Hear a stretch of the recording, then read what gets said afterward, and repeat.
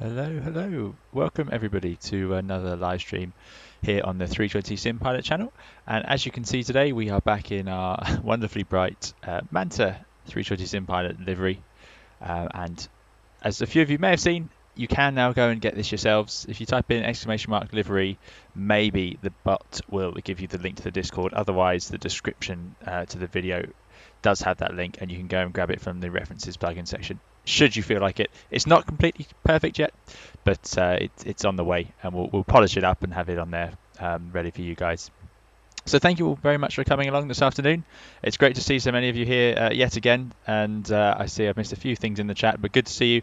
I can't go through all the names probably because I will just miss people, but a few I can see. Richard V, thanks for coming.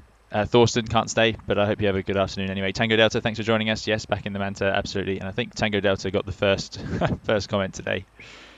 Carda Jowol, thanks for coming. Good to see you here. This is going to feature Carda's excellent leap. Right, I've said leap too many times in the past. Excellent Pratt & Whitney Neo mod for the Toliss Airbus A321, which will also be available, especially if the bot makes it work. If it doesn't, I'll add it to the video soon, or anybody can post it in the chat. But good to see you, Matteo. Thanks for coming along, possibly flying along with us today. Fly Guy 1, good to see you. A few new names. Admire FN, good to see you. Thanks for joining us. Yes, Papa. Hi. Good afternoon. Ariel, thanks for coming along. Out in a tent today. It's a strange turn of events. So I hope that's enjoyable and you have good enough internet to manage that. Dougal, thanks for coming along. David Doyle, good to see you. Glad you're looking forward to it. Hopefully it should be fun. I'm looking forward to trying out these engines. I've had a little go with them just to make sure everything's working. Matteo, it's IMX, which is I've just taken from the registration GSimX. So we're going with IMX as our code, but I haven't yet filed the flight plan. That's the one thing I am missing in VATSIM. And yeah, Andy H has got that. Joe Stone, thanks for joining us. Good to see you. Martin Scoff, good afternoon or good evening. Matteo, another Matteo, good evening to you. Thanks for coming along. And wow, loads. Captain 514 Redneck, good to see you. Arthur Cecchini, and oh wow, fantastic. Minty Aviation, great question about Microsoft Flight Simulator already. Well, it's going to happen. We're going to have to talk about it. It looks like the bot is working, so that's great. So you can put exclamation mark commands in and you'll get some more ideas. Fly24, thanks for coming along. Good to see you here. So let's get started by the usual disclaimer. I always start by saying I am a real-world Airbus pilot.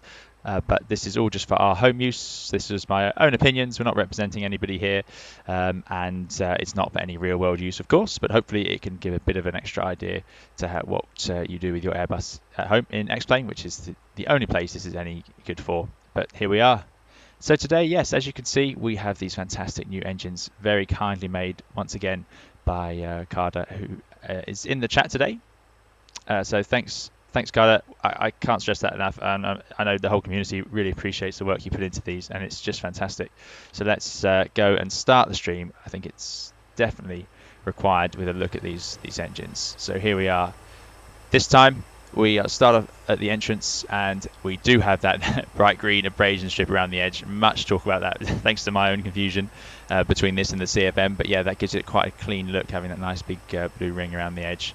Slightly different fan blades, although I must say I'm not overly familiar with the Pratt & Whitney version of the Neo engine, but it does look pretty similar to the size of the CFM LEAP engine, although I believe this one has a slightly wider inlet, according to Carda, chatting about it on the Discord. What else have I noticed? Well, it's got all the great features from the LEAP, so if any of you have that one, it's all here.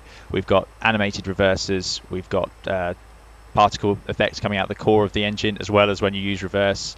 One of my favourite effects that Carda added in the LEAP was the spooling up of the engines, and you get the condensation as long as the humidity is there. So you get a low pressure in the inlet, and it produces a big cloud of vapour, and you can see that in this mod as well, which is just brilliant. It also, I believe, has some clever particle effects when you start up in the cold, although I haven't seen that yet. I will be putting it into a video soon to make sure, because I haven't shown you guys that on the LEAP. But yeah, here it is. Also, we've got it painted up. I do apologise, Carda, if this offends you to see it in the bright blue and pink livery, but that's what we've worked on today. I haven't yet got the CFM LEAP version of this livery sorted, but here is this one for anyone who wants to use it with the Pratt & Whitney. More great detailing on the back. I mean, it does surprise me how similar these engines are to the Leap. I mean, it's I guess it shows you where engine development has come to, that they're probably starting to figure out what does work for them, because they're much more similar than the CFM and IAE engines are by appearance. But yeah, we've got the excellent oil staining up here, which I really like as a nice bit of detail, which is always the case on the exhaust to engines. They often get quite grubby around here. Now, I noticed as well, Carda, this green on the back here. So if you know what that is, or if anyone does know what that is, I know we have some engineers occasionally in the chat. Yeah, that's a new one on me. I haven't seen such a bright shade of green on an engine. And yeah, here's the hot air exhaust. Not sure what this exhaust is for either, but it's definitely slightly different to the one on the Leap. I do recognise that, but they're just huge, fantastic, and I do think they look really, really nice. So yeah, thank you so much for putting the work into those. Also, something I'll say is that the manual you provide, Carda, is excellent, because I can only install liveries. That's all I've ever managed to do with aircraft in flight simulators over the years, and I managed to follow your instructions. As long as you take it carefully and you make a backup of your files, so I make a copy of the airplane I'm working on, and then I can do it from there, and it's been no trouble at all. So it's just great. Yeah, really simple. He also has a guide for installing the livery. If you install my liveries from the Discord and you go for the Neo version, the Neo version already includes the path for ORBX Pratt & Whitney engines, so it should work without too much extra work on your part, but it may not. So if that does come up, put it in the Discord and we'll have a chat, see if we can figure it out, because I tried to make it simple. But yeah, thank you for those, Carda. So go over to the Threshold forum, grab those if you want them. I think it's !PW1100G in the chat, and you'll get that link provided straight to you. Right.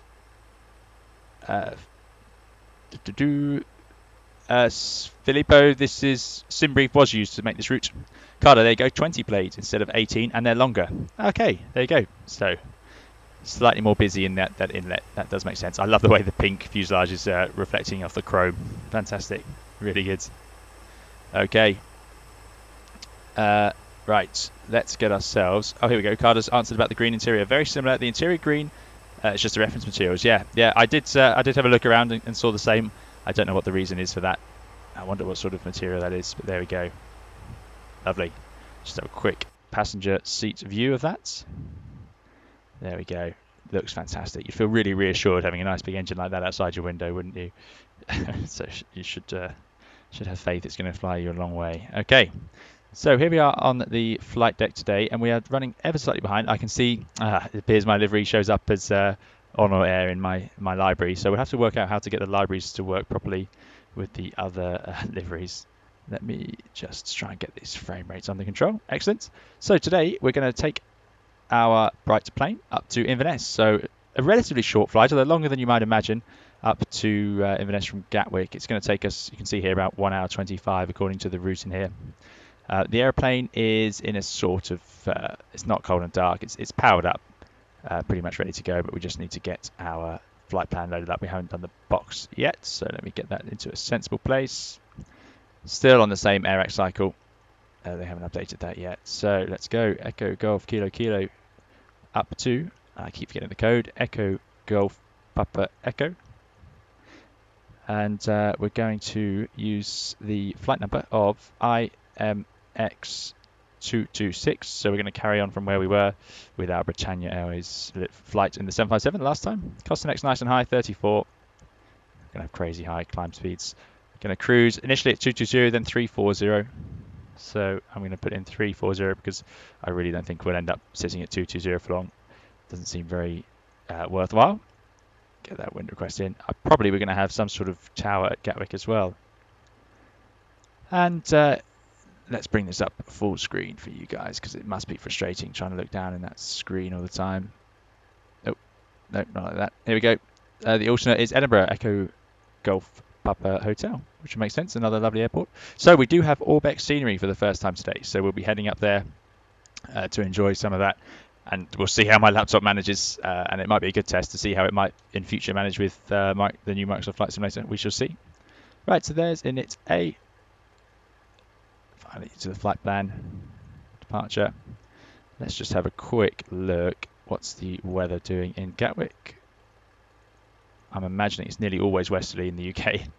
It does vary a little bit. Nope, there we go. So 26 left for departure. There goes an EasyJet. And we're going to depart via Lambourne. So slightly heading, that's going to be heading slightly east, strangely, before heading north. Lambourne to X-ray. From there, Lambourne, Lima 10. So it's amazing that a route like this, we've flown much further on this channel without having to do all this. But sometimes these shorter routes can be full of waypoints. Lambourne, Lima 10 to Ribbons Park. So there you go. That is still basically in London. So it's a tiny little distance. And this can be quite common, that you end up with all these tiny little adjustments in airways. Then that's quite a long one. We're going to take the uniform November 601 all the way up to Tala, Tango Lima Alpha. And that can insert all the way up. See, and that takes us basically up to Scotland. From Tala, which I think is just south of Edinburgh, we're going to go direct to Foyle. Foyle into there. And that's going to be the 334 mile away one. And then back onto the airways. November 560 to Nesty. I will say I've also got the sound pack. So we have the FT Sim Plus, I think it's called, sound pack for this. So it should be really good to get those noises up and running. Right, let's have a quick look and just see where. Let's finish this route. So Nesty, then direct to Gussie, Golf Uniform, Sierra, Sierra, India. Oh, not like that. India. Again, the closest one. We don't want to go 4,000 nautical miles away to get there. And finally to INS, which I'm imagining is at Inverness. And then direct to the airports. So we'll fiddle with the rest once we're on the way and we know where we're going. Secondary, no emergency turn or terrain issues out of Gatwick, so I'm going to copy it over. If we have a look at that chart, so we're back on our stand. I think we're on stand. Well, I couldn't quite remember where we parked last time actually, and I meant to go back to the video and look. I think we're on 133. So we're going to call up from stand 133. If I can find, there we go. 133 and taxi out. Whatever way we go, some way. Quite confusing taxiways in Gatwick, I always think here. You've got Zulu, Alpha, November, Alpha, Sierra. You've got these holding points that sort of Alpha 3 and Alpha 1 all combined in one place, but the one's the Cat 2 and so on. Alpha 2 is on that side, so yeah, so be very careful doing that. So that's our taxi out. The SID is Lambourne 2 X-ray. Now X-ray, I don't know why, I have a strong feeling that's going to be a RNAV SID. There it is. Something slightly unusual about Gatwick. Got to climb up to 4,000 feet, below 4,000, and then at 5,000 at SUNAV. So we're expected, if we're climbing via the SID, to follow this stepped climb. And it does give you a warning due to interaction with other routes. And that's because there's loads of routes around. There'll be arriving aircraft into Gatwick. There's Biggin Hill over here. Obviously, there's Heathrow. There's London City. Really busy airspace. So that's why it's slightly more complex than usual. So initially, 4,000 feet is going to be what I'm expecting to go to. And I'm just going to set 39 for now until I get clearance to do that. But there we go. So it is an RNAV departure. So that is all fine. Init B time. Let's get ourselves ready with some weather. So QNH 1015. Just set all rounds. It's nice to have that feature after the flight factor 757 was making me set it on every single different one as we went. So just have a quick jump in. So a lot of questions about Microsoft Flight Simulator 2020. We'll talk about that as we get underway. Absolutely, it's too big a thing to ignore. Apparently ORBX are on board with Microsoft Flight Simulator 2020. I didn't know that one. So there's loads. Hopefully someone can give David Dorr the link to the Threshold forum for the livery. I hadn't expected to need to put it onto a forum. I thought I was going to put it straight into Discord, but it didn't work. So the link is in Discord, and I'll put the link up here soon. Finnair apparently in Matteo's library. So there we go. Okay, so a few different things in there. Andy, I have not yet put the flight plan in, so that will go in very shortly. And good day, Croson Moon. Thanks for joining us. I hope you're doing well. Good to see everyone. Don Jones, thanks for coming along. Okay, right. So that's our weather. 21 degrees, westerly wind, light headwind. Let's go and put in some of the numbers. So we'll go to our flight plan. I've already set up the weights to be matching this. So we're going to have a zero fuel weight of 63.8. But what I do need to do is get the CG from here. So 63.8, 28.5.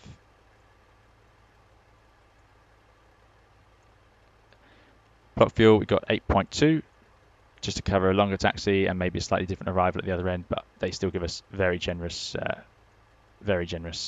reserve fuel on these sim briefs. I should probably change that to be a bit more realistic. I don't think there's many airlines that fly around now with 15 minutes contingency. It's probably quite rare because that's a whole 700 kilos of fuel. That's quite a lot extra. Performance 26 left, no shifts. Flaps 1, not going to enter the trim. Temperature we can go with a flex 45. Massive runway here, no terrain, no obstacles, all looking good. Speeds 155, 155, 158. That can all go in. Looking good, 220 clean. So we are a little bit heavy on our takeoff. Quite a few passengers. I think we got, what have we got? 140 with a few bags. So there we go. So that is up to performance. That's the MCDU loaded. We will need to get our clearance. So it's time I load up that flight plan. Again, apologies. I should really have this done earlier than now. So let me just get that in. EGKK to EGPE. So yes, it's going to be about 1 hour 20. So probably similar flight time to last time. But hopefully as we get further north, we will see some really nice terrain and scenery, but it's probably not going to kick in. I've only got Scotland loaded. I just don't have the space on my computer to run any more of it, really. Although I think some of the ORBX stuff is on sale at the moment. And that's going to be a 1700 Zulu flight. Which is when we depart. Gonna cruise. I really apologise, guys. This should have been done earlier.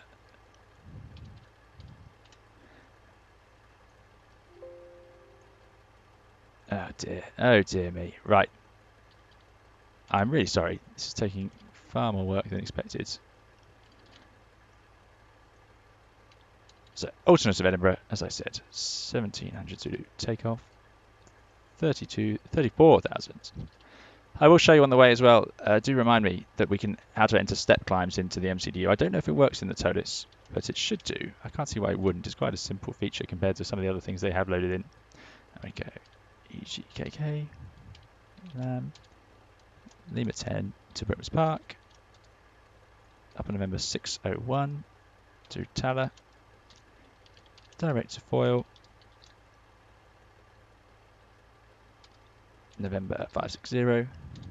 Nesdy. Direct Gussie. I know you guys can't see what I'm doing, but yeah, I am just literally putting the flight plan into it. But that's terrible. Terrible streaming technique. That should have been done. Right. There we go. I was so busy trying to get the livery onto the Discord. As you can see, it's all new to me. Uploading files was a complete headache trying to work out what I was supposed to be doing. So let's file that. So that's submitted. And we've got probably some sort of Gatwick delivery. Let's get the ATIS 136525. We did have trouble with this last time, but I'm led to believe it works now. Really, in real life, you'd always get the ATIS to run your performance because the Toliss accounts for the weather loaded into simulator, but obviously the real airplanes don't. And you'd have to do it like this. And this is what you'd send off to get your numbers or put into your iPad app or whatever your airline uses. 10 kilometers or more scattered 4,700 feet. Temperature +20. Dew point +11. QNH 1015. Acknowledge a receipt of information, Juliet.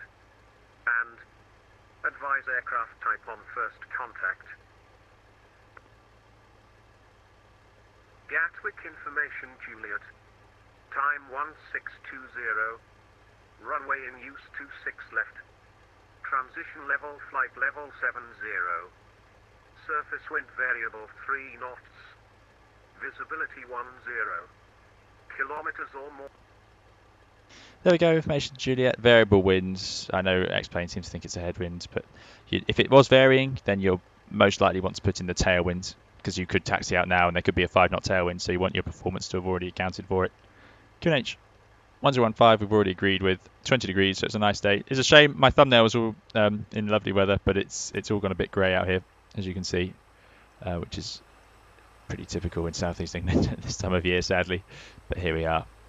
Right. So yes, Andy, I agree. We absolutely should have put that in. I need to learn how to put that in through SimBrief. So far, I haven't been doing that. No, Matteo, I haven't been pre-filing. Clearly, I must be missing something here. So I'll definitely get that going. Thomas Mortimer's keeping X-Plane just for the upcoming 350. It was interesting. I did put a poll out, and I'll give you the results of that poll, or you can see it on my YouTube. But most people seem to be thinking they would keep both flight simulators up and running for different things, which I thought was quite interesting to see. Avio Man, thanks for joining us. Good to see you. Hope you're having a good day. Yeah, Crows the Moon, going to be running both. My biggest issue here is going to be my computer performance. That will be what I'm interested to see. Mr. Espresso, I wonder whether the cockpit of the real 321 is as dark as the Toliss when under shadow. It's an interesting question. In terms of the shades of the blue and so on, yeah, I think it looks pretty good. But the flight decks, they tend to be quite light because you've got all these big windows. So I think sometimes it's a little bit too dark, in my opinion. But it's still, yeah, nice looking graphics, no doubt. But I'd say considering it's sort of afternoon time with some cloud cover, overcast cloud, you'd probably not need all the lights turned on inside. That'd be a bit depressing. In winter, certainly, maybe, well, no, certainly you'd have all the lights on if it was overcast cloud getting on into the later afternoon. But in at this time of year, probably wouldn't need to. But there we go. Yeah, Carda, it's going to be a while until there's enough add-ons. Good planes are out in Microsoft Flight Simulator 2020. Yeah, that's what I'm suspecting in terms of an Airbus. It comes with the 320 Neo, but we'll wait and see how that actually performs. Right, let's get talking to Gatwick. We've got Tower 124225. Let's hope they accept my call sign. I'm not sure. We got lucky last time.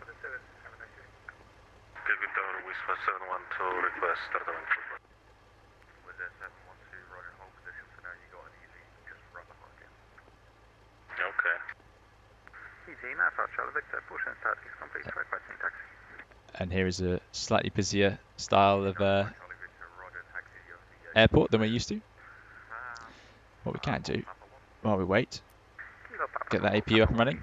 Fuel's on, passenger seats are on.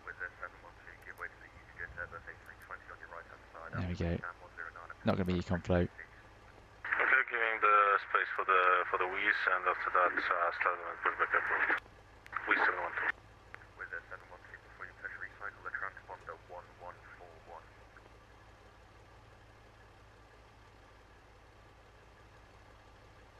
1141, yeah, I had a bad one. 1171 had, so now correct. 1712.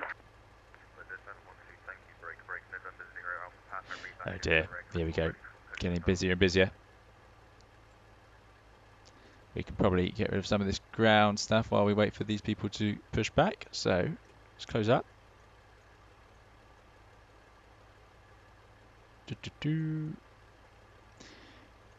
Often, if you're waiting for the last bags to go on, you'll see down here, say just the cargo doors like this. You won't know they're closing, but if you look on the hydraulic page in the real aircraft, when they close those doors downstairs, the yellow electric pump runs to power the hydraulics that close those doors. So your first clue that they're finished downstairs loading the bags will be this pump running. So you see a lot of, if you ever see the pilots, I'm not sure where you'd see it, maybe some videos on YouTube or something, if they're looking at that screen, that's because they're waiting to see if it's running, to see if the doors are closing. DG27, good evening. Good to hear you've been working. I've seen you comment on the other videos, so thanks for watching them, and yeah, hopefully you enjoy this one. Right, here we go. Gatwick Tower, good afternoon. Manta 226, stand 133, Airbus A321. We've got Juliet QNH 1015, request clearance Inverness.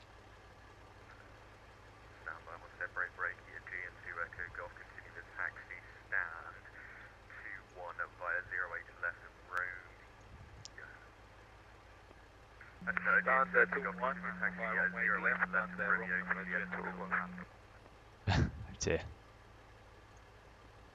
Easily done. Very easy to happen. Sometimes somebody here would say blocked. Let's bring up constraints. Go ahead, sir. I did reply back to you for a gentle golf.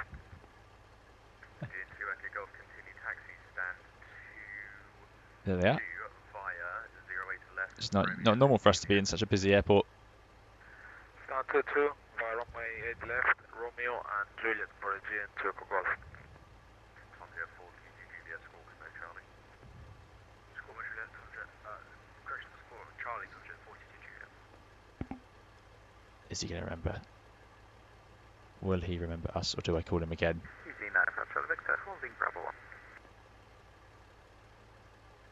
Easy 9 Charlie Victor, Roger, break, Tom, Jet, 4, Juliet, thank you, nothing further, unfortunately, Monkeys, come 1 to 2 decimal 8, take care. Come 1 to 2 decimal 8, and 42 Juliet, bye. Go tower, good evening, Dwelling 542 for this Right. established 26 left. We're going to have to. Dwelling 542, Let's pre-plan. approach speed, left departure ahead of you. Ground to cockpit, That's so first. is driving up. 26 left, thanks, Dwelling Let's get 542. ourselves roughly ready. Ukraine 4 Lima, traffic on the 5 mile final, runway 26 left, clear to take off, service wind variable at 3. With takeoff 26 left, Ukraine 4 Lima. And station calling to clearance, call flight only. Manta 226. Manta 226, Gatwick Tower, Roger, cleared Inverness and the land on 2X-ray departure, squawk 3376. Cleared Inverness, Lambon 2 X-ray departure, squawk 3376, Manta 226, thank you. Okay, Gatwick Tower, Manta 358, extend 143 right, Airbus 321. there's Mateo over there. Information, requesting clearance to Inverness. Manta 226, read back. Okay, all doors and hatches are closed, ready to connect. Okay, Lambon 2 X-ray, cleared to 4,000 feet. There it is, squawk of 3376. 3376. Excellent. Right, let's. Oh dear, it sounds busy out here. It sounds. Oh, they're sending someone around. Oh no. Oh well, we've got to have a look at that. Oh no, obviously looking the wrong way. They're over here, aren't they? There they go. Oh dear. You always feel sorry if you see the crews going around. You know they're having a longer day than hopefully you will. Right. APU is available. That can go on. That can go off. Always be very careful. That is definitely available before you do that. Let's remove the ground power. Close all our doors. And let's get rid of the ground crew. Oh, all the ground equipment. Makes so much noise out there. Right, here we go. Carda says the leap livery isn't available. Starting to suspect you're leaning away from the leaps as your favourite. I will be very honest. The leap, which I would normally be using, I have not done livery for yet. It is in process, absolutely, but this was the one we managed to get done for today. So there will be a leap version coming soon. Yeah, because I know on the Discord we've already drawn the battle lines, and there is sides being picked over which leap is the correct leap engine to use. So here we go. There's a Wizz Air using an alarmingly similar shade of pink, I must say. Okay, right, where are we sitting with the checklists? So, we've done the cockpit prep. Let's bring up the before start. I think that's what I might start doing in future streams, is I'm going to revert to just using the checklist, and I'm going to run these. I do this to show that it's here and the things we're setting up, and this is available on the Discord if you want it. But I'm going to probably swap to setting, just running with the checklist and flows. But here we go. So we wouldn't put the beacon on until we get clearance. So the next thing I'm going to do is a little bit of a flow once we get clearance and get our pushback. So let's get ourselves underway. We're going to need that Wizz Air to get out of the way. Yes, I can. With the 713, Roger, taxi, holding point Bravo 1, runway 26, left 5. So he's trying to get people off of intersections, which is quite common. Kilo Papa, holding from Bravo 1 to 6 left. There is Bravo 1 there, yeah, which would be fine for us as well. Obviously, your performance would need to account for that. You wouldn't need to put the takeoff shift in on a modern Airbus because the the GPS will update when you set thrust here anyway. Oh, having some trouble with my mouse. I'm impressed with how busy this is. Wow, is that a tie? They're going to have a long flight ahead of them. Manta 226, request push, stand 133. Manta 226, roger, make your request a ground on 121.8, take care. 118, thanks, bye. Alright, even better. November 190 Alpha Papa, request to So, taxi. ground 118, November. which is what we were on.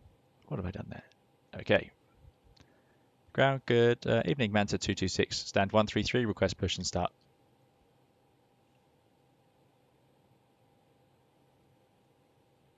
Lost station calling, sorry, can you say again, call sign only. Manta 226. Manta 226, start 133, push and start approved, face east. Push start approved, facing east. Manta 226, thank you. Right, so finish off our flow. That beacon needs to go on, tells the ground crew we're getting underway. Check that everything's closed, windows are closed. You might have had those open in summer for some fresh air. Check that the thrust levers are actually closed. And we've got, that's locked. Okay, so we're pushing to face east. 358, start 143, push and start approved. Let's go with... Ground to cockpit, please show me where you want to And go. this always gets confusing, but I think it's going to be like that to face east. Because we're facing south. There we So go. connected and bypass pin inserted. Release parking brake. Okay, so that should be stopped. He wants us to release the brake. There we go. Start the timer. Starting pushback. And away we go. Start engines. So we're going to get to enjoy the Neo startup. Pavel, thanks for joining us. Hope you're having a good day. Carda Jowol says, does the UK have FNOs or is it just the US? I think there's a way busier from X-plane streams. FNO? Oh, I should probably know what that is. Do you mind expanding that one, Carda? That's on Express 9 November. Right. X-ray, your flight Air's up and running. valid, please refile on a Lamborn departure. Let's get that engine up and running. So there's the pressure at the valve. Starting engine number... let's do 2. Yeah. And I'm using head shake for the first time today, so we'll see what a nuisance that makes of the... November 190 Alpha Papa, Gatwick ground, slow route. There we go. Fine, and I'll get you the taxi. That makes me mess up the camera, as we'll see.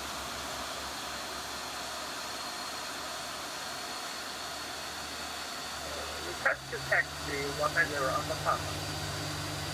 November 190 Alpha Papa, can you accept Charlie 1 for departure? Charlie 1 departure. 190 Alpha Papa. Oh, November 190 Alpha Papa, taxi on Charlie 1, runway 26 left. Well, that was really nice. I know Carda updated the leaps to have a transition, smooth transition. And yeah, this one looks really good as well. Runway 25 left. Sorry, 26 left. Right, let's get engine number 1 up and running. That's available. Got pressure again. Starting 1. There's that PTU running. Let's do an interior angle on this one.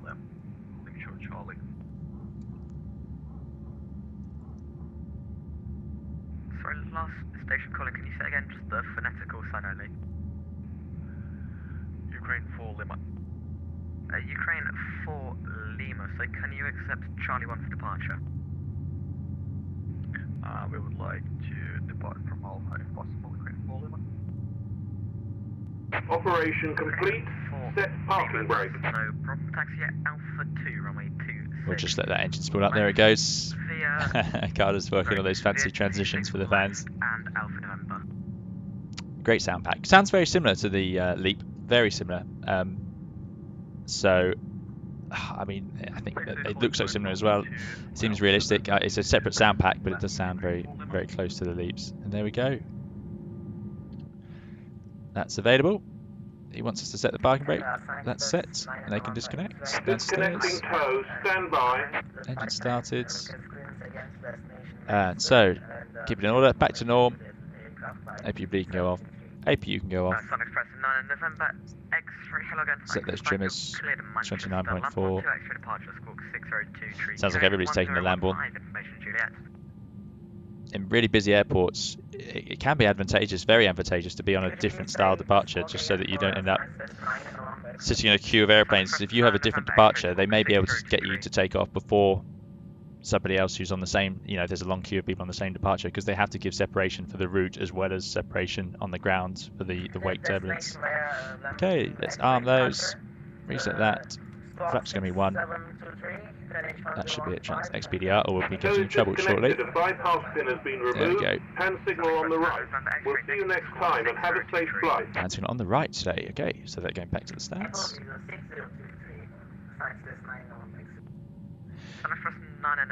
Yeah. Oh, Friday Night Ops. I see. Yeah, I have heard of that actually. Now that rings a bell. But no, I've never seen it done in the UK. Just the VATSIM events, which I sometimes follow along. I used to set up the streams based on it, but now we're sort of going with this format where I just follow around where we've been in the past. There's the wave. There's Matteo over there and the other Manta. I'm very pleased that air traffic are letting us get away with this. We've done our little after start flow. That would be on performance probably. That should be on flight plan probably, just to give us a better idea. And while we're waiting, get some flight controls done. If you ever got a short taxi, this is what the crews will often do. Get that flight controls done nice and early. Ah, so there you see the head moving. That's because of the sim. I think it's sim coders, which I'll talk about a bit on the way. But there's the flight controls done, and the other pilot would do it. Let's get ourselves some taxi clearance. Juliet Romeo, Juliet Romeo and Lima. Stand 50 Juliet Romeo Lima CGA uniform Bravo, thanks. Manta 226 request taxi. Able to accept an on-off departure. Well, that depends if it's in my FMC, so go ahead, give it to me and see. I'll check to see if it's in there. But the Dagger 1 mic is in my FMC, just for your information.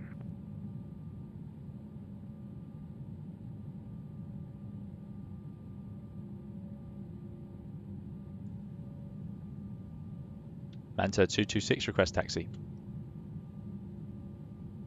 Manta 226 taxi holding point Alpha 3 runway 26 left. Kilo Papa and Alpha November. Kilo Papa Alpha November holding point Alpha 326 left. Manta 226. Okay, there we go. So that is going to be through this wacky route.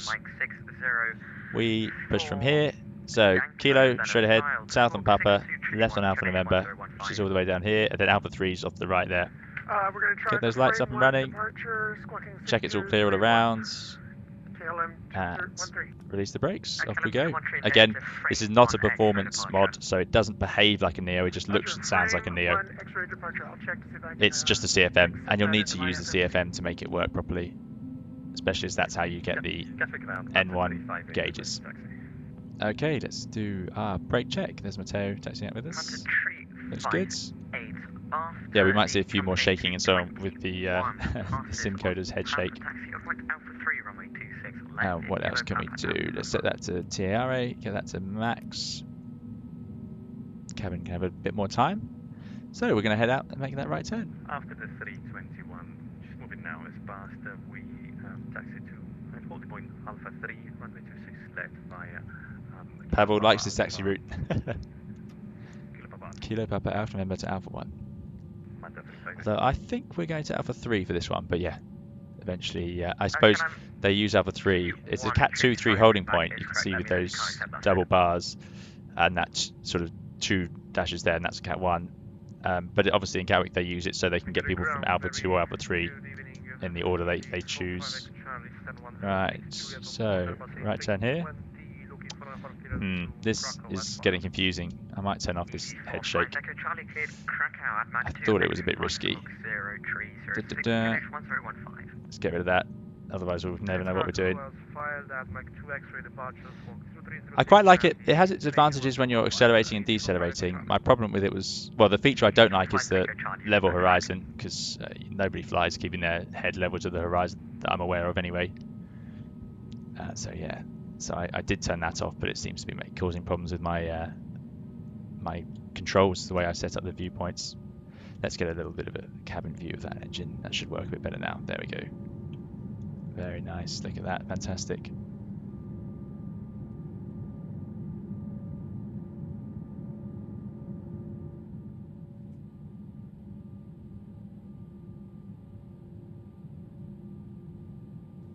So, making sure that we're all clear.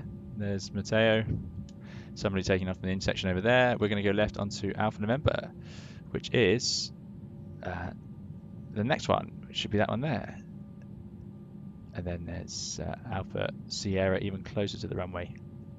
Hopefully I've got this right. Like I say, I think this is quite a confusing little bit of taxiway. Manta 226, contact Tower 124.225. See you next time, bye-bye. 124.225, Manta 226. Thanks, goodbye. Right, let's get ourselves round. Thankfully that frequency's ready to go. Let's zoom in just so we're ready if we need to climb up these legs. We're expecting to do that after some point after 11, I think. 124.225. And now let's get the right one. I can see Alpha 3 here. So it's going to be a right turn here and then stop. Let's check the cabin crew ready. Takeoff config as well. Looks pretty good. Tower, good afternoon again. Manta 226, Alpha 3, ready for departure. Ground 12 on the display, running cockpit. Oh, now how do we do this? Yeah, we can fit there. No problem. As I said, November 190 Alpha Papa request to take off.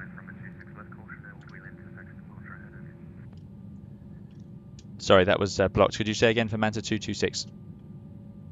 Manta 226 via Alpha 1, line up and wait for runway 26 left, caution, there will be an intersection departure ahead of you.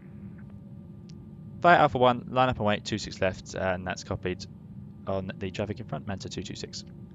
There we go, that happens at busy airports quite regularly, so we're clear to line up. It looks clear on the approach from what I can see. Get these lights on. Line on the white, 190 Strobes are on.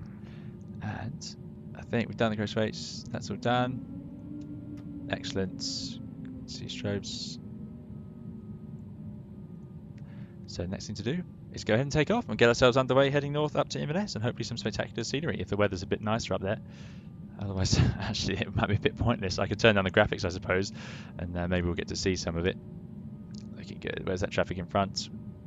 Not sure if they've already gone.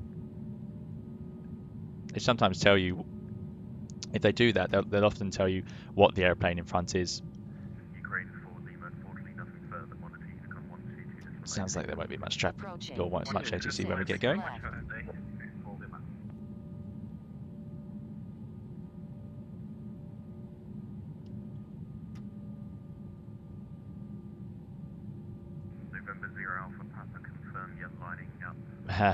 Nope, they've not done that yet. Line up on 26 left. Runway 26. 190 Alpha Papa. Sorry, I can't see all the aircraft. Cause some problems. November 0 Alpha Papa, sorry, say that again. I have some problem with my squad box, so I can't see all the aircraft. 190 Alpha Papa. Oh, I see. You can't see that we're here. That's alright, we'll sit here. It's standby. When you're airborne, that should work for you. It's rare to set the parking brake on the runway. In fact, sorry, most pilots will do everything they can to avoid doing it. Just because the embarrassing thing is if you try and take off with the parking brake still on, it will give you a config warning in the Airbus, but it's not ideal, obviously. So most people will try and hold it on their feet. But if you sit there for a few minutes like this, waiting for an aircraft to line up, which does happen, you can really start to your legs will start to feel it. You know, it's quite a lot of pressure to hold the hydraulics still for that long. When it starts getting up to a couple of minutes, it's not really designed for that, so you might have to give in. It does depend. Some airlines may specifically ban it.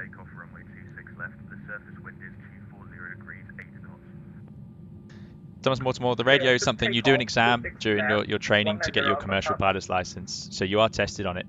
You'll do one as well for your private pilot's license. But it is nerve-wracking at first, and I remember when the first time I spoke on the radio in a light aircraft made me nervous. But it's just something you get used to. Exposure to it is Behind the company, one of those things that really helps. And you learn the phrases, so you know the right phrases at least. Manta 358. And we make mistakes. We have to admit it. Don't ever guess. Don't pretend you heard it. Just make sure you're clear with their traffic, because they'd rather you tell them than you read it back wrong and cause them more time. If you're not sure, just ask. Yeah. Okay, they're going. Have we got that set to should be appearing? Yep. Don't need the marker to be listening. Excellent. So, leaving sunny Gatwick. It's a bit of a change from our previous flights around all the holiday destinations.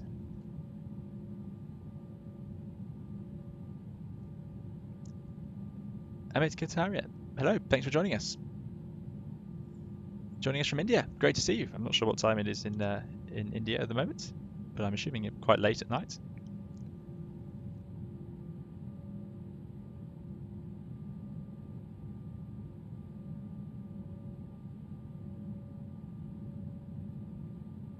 November 0 Alpha Papa. Unfortunately, there's no further ATC for you, so if you monitor Unicom 122.8. So I'll just set Unicom. People do that, they know the next frequency. You can set it up on the standby frequency ready to go. Left on runway 26 left.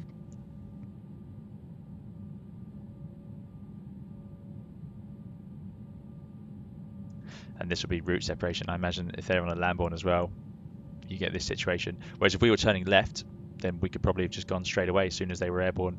It's amazing how close aircraft can take off, these light aircraft anyway. If it's a heavy aircraft, we have to obviously wait because of wake turbulence. So if you're too close behind, it could cause too much turbulence. So there's time limits between them.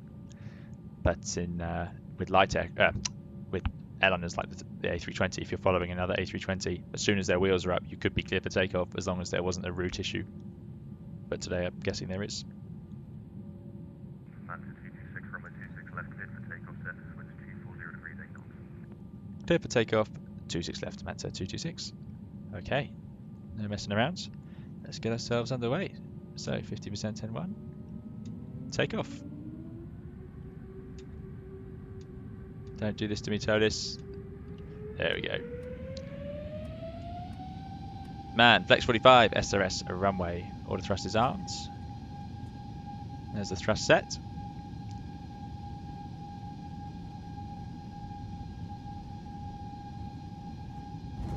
Bumpy runway, 80 to 100 knots, releasing that pressure. Neutral side stick now. Fantastic sound effects. Really like it on the Neo. Yeah, great. And rotates 3 degrees a second. Positive climb, gear up. Nav. And away we go. And there's that much lighter flight deck we always look for. And now you can actually probably see what's going on.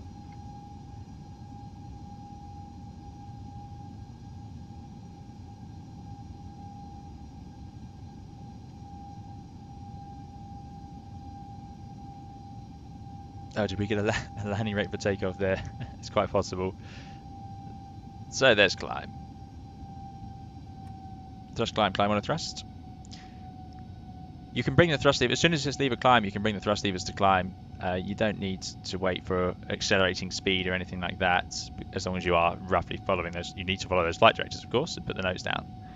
But what we do have to do is we won't retract the flaps to 0 until we have this arrow saying our speed's increasing. So if we go above the S and then our speed just sits still and we have no arrow increasing, then we wouldn't retract the flaps. You wait until you're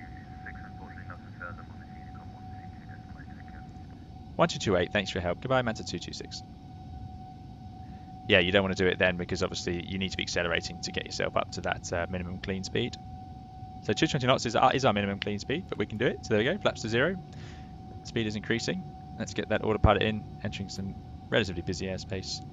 And now the nose is going to climb really fast and we're going to get a silly rate of climb. So let's pull that vertical speed, vertical speed 1500, just so we don't climb too fast up to our relatively low level off of 4000s. So I'm going to watch the level off, then I'm going to check the last 2 things from that takeoff flow. There's Matteo joining us from behind. So what was the landing rate on takeoff. At start, there it is.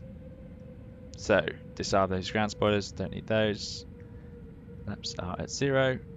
And we'll just get rid of the runway turn off and takeoff lights. There's that engine spooling down. I'm going to monitor Unicom now. Let's get a view of the engines.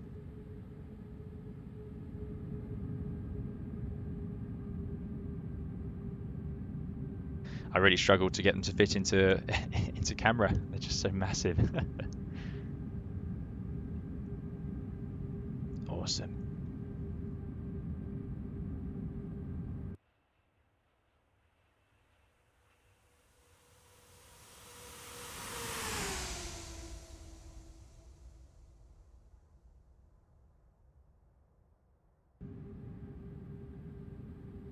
Right, so when I'm expecting to climb, well, you'd have had a very clear idea in your head before setting off, but we can see it's after KKE 11.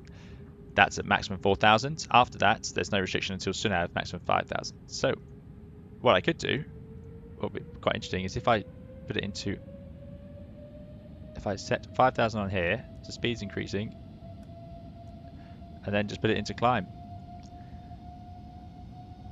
See how it handles that, or have we already passed it? No, we haven't passed it yet. Ah, so that's interesting. I seem to, that is one of the problems with climb. Most people aren't very confident with when it will do it, so it seems to have set off a little bit early. Now it's trying to level off. Yeah, I'm not sure that's representative of what the airplane would do. Yeah, we go speed out start. Still, we're only slightly past it. I'm sure they won't mind too much, but yeah.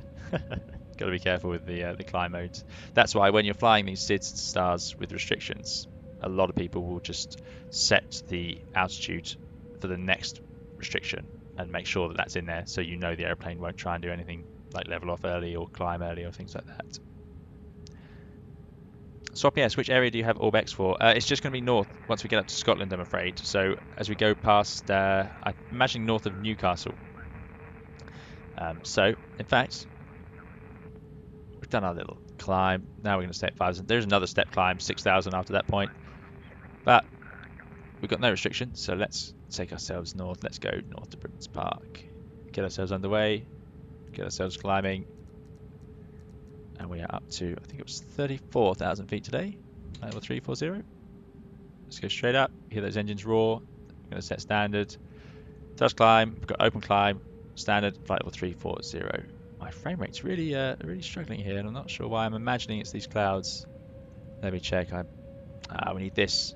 This is just an amazing plugin. It really works great for streaming. Just lowers the quality to make sure we keep our frame rates up. Right, so off we go. Sun's starting to set. Heading north, completely carving through London airspace as we go up. We'll get ourselves up and out of the way. Temperature outside, so 19 degrees. We don't need to put on the engine anti-ice, only when it's 10 degrees or lower on the total air temperature.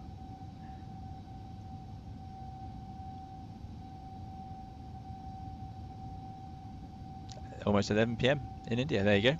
And what's in the name? Thomas Mortimer uses radio for work, but it's all digital, so just switch to preset name frequencies instead of manually tuning. Yeah, so the frequency, you sometimes get an idea. Some pilots will know the airspace they're in very well, and they'll know what's coming next. But usually it's best just to be told, because if you tune in the wrong one because you think it's what you're expecting, then you can get yourself a bit unstuck like that.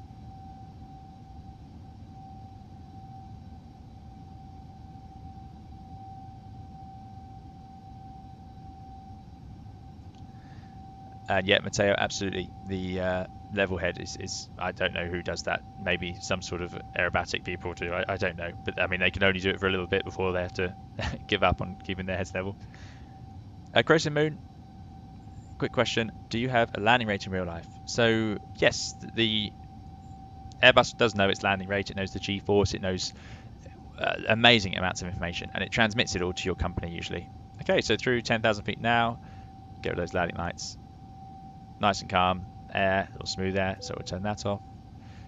The airports, radnavs, they're all clear anyway. Secondary is just going to become another copy to refresh that.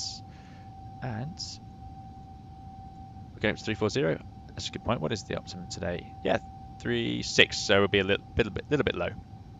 but that's fine. It's only a short flight. We'll check that our fuel is working out. At the moment, we're planning to land with... it's got a discontinuity. So again, we've said before, this is unrealistic. The real aircraft does show you these numbers, even with a discontinuity. There we go. Yeah, so the Airbus, there's a system. It would be in here. There's other options. So there's ACARs, aids, and so on. And in there, you can access amazing amounts of data, and the engineers can. But one of those things does include the landing rate, and it can tell you your pitch rate. It can tell you the G-force, yeah, everything. But we don't tend to access it normally unless you have a noticeably bad landing, and a lot of airlines will have it, so it's going to automatically transmit that data back, and they'll be notified of some events. So often any events like that, if there was any problems, are transmitted back to companies and engineers before you've even landed. Yeah, it's amazing. I think there was an EasyJet beneath us somewhere.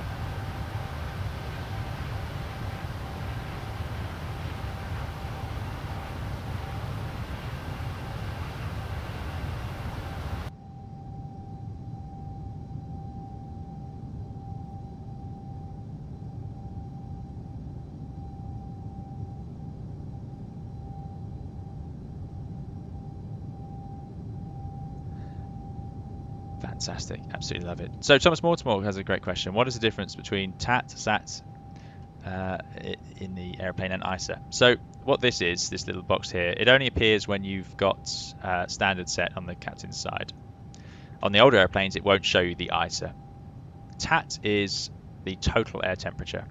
So we're flying through the air with a true airspeed of 412 knots. So that's pretty fast, you know.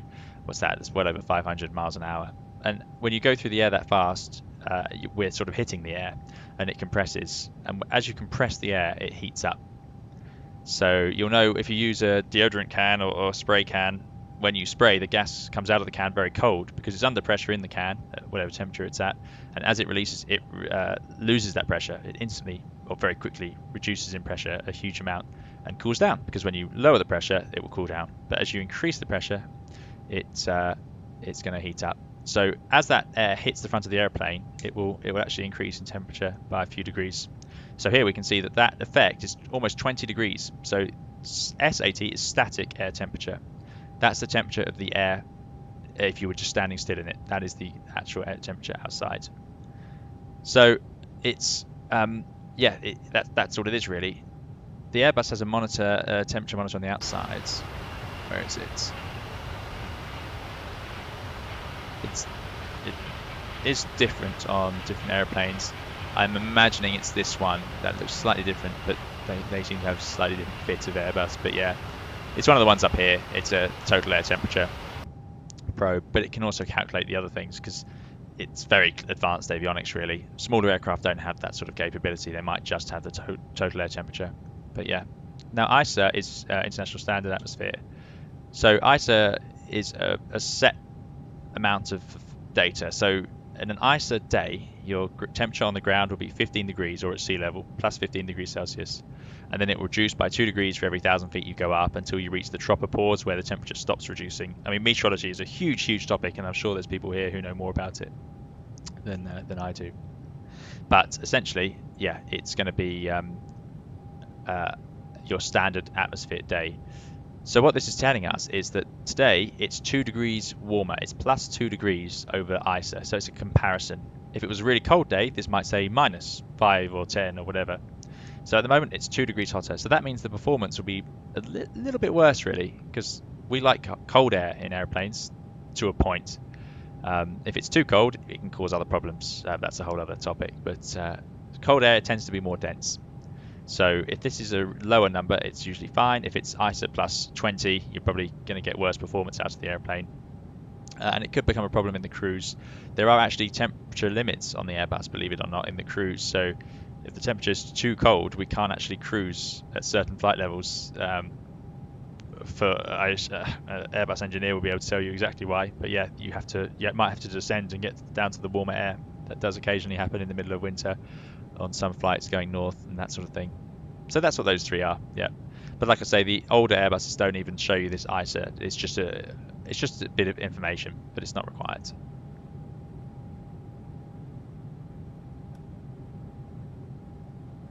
So, looks like we've got some break in the cloud, which is good. So hopefully we'll get a bit more scenery as we head north.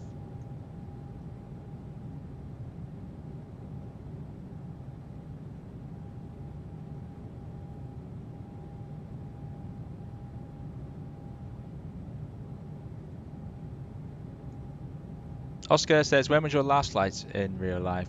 Well, in Europe, which is obviously where I am based, flying is starting to increase. So I won't give exact dates or times, but flying is becoming a more regular thing these days, which might make videos slightly more spread out, or certainly streams.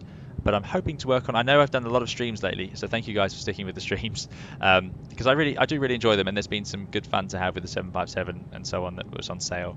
But I'm planning to do a couple of videos now, because I know there's a circuits video has been requested for a long time, so I'm starting to try and get the pieces together for that to work. And also we're going to look at a bit more detail on these Neo engines and maybe do a comparison with the LEAP, as Carda put so much work into both of them. I think it would be nice to have a video on those two things. Obviously, I know a lot of the topic now is about the new Microsoft Flight Simulator, so I suppose at some point we should bring that can of worms up, which is very exciting. I mean, it's been a long time since we've had a new Microsoft Flight Simulator released. But you guys tell me if you don't want to talk about it. You might be absolutely tired of hearing about it by now. I know it's been the topic. Thomas Mortimer, you're absolutely welcome. 60 FO, is fuel temperature? That is an issue. Yes, that is one of the issues, although it's the fuel temperature we can monitor. Your fuel temperature will start off, and it doesn't tell us in the Toliss, I always say this, but it does tell us in the airplane, both tanks. And it will start off at its temperature, and then it has its limits, somewhere around the minus 40 degrees Celsius mark, normally, depending on what sort of fuel you're using. Typically, we all use the same style of fuel in Europe, but you could take off, and it could be at 20 degrees when it goes into the tanks, and it will gradually cool down through the way the fuel is constantly filtered through engines and heat exchangers and so on, and it will cool down eventually. So the fuel limit becomes an issue the longer you're up in flight, and you have to start getting concerned about whether that temperature is going to reach it. If it's a really cold day, yes, there's more chance that temperature could reach an issue. But that's not I don't believe that's the primary reason we have a temperature limitation in the top of the climb or in the cruise. Because like I said, that if the temperature is too cold, there are certain flight levels you won't be able to go to. But I think that's related to some other things. Yeah, but it isn't told to us. I don't know why, I must admit.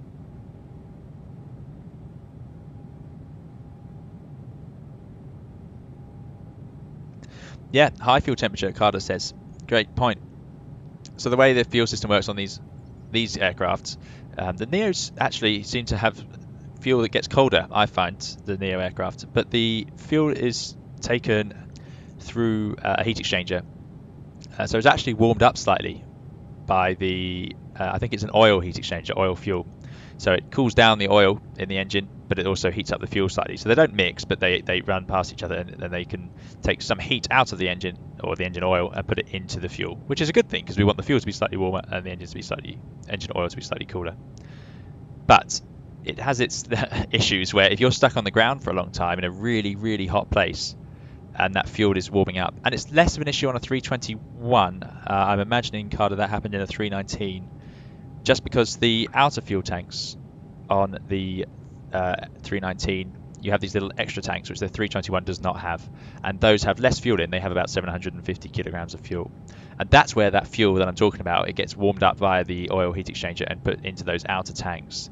And because it's less fuel in there, they obviously can heat up, and they have their own temperature sensors and limits. So I think that would be more likely, because obviously with 3 tons of fuel in here, it would take longer to warm it up. But if you're stuck on the ground in a really hot place and the engines are running and putting the hot oil in to warm up that fuel into the tanks, then yeah, you could get high temperature warnings.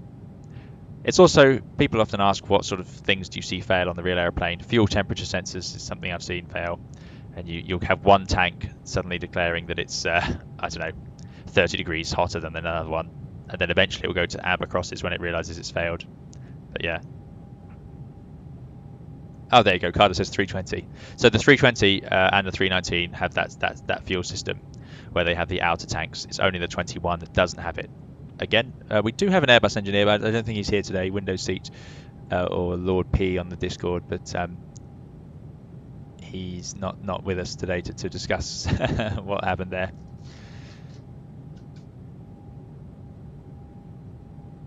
Oh, there you go. The Toliss 319 doesn't show temperatures either. So yeah.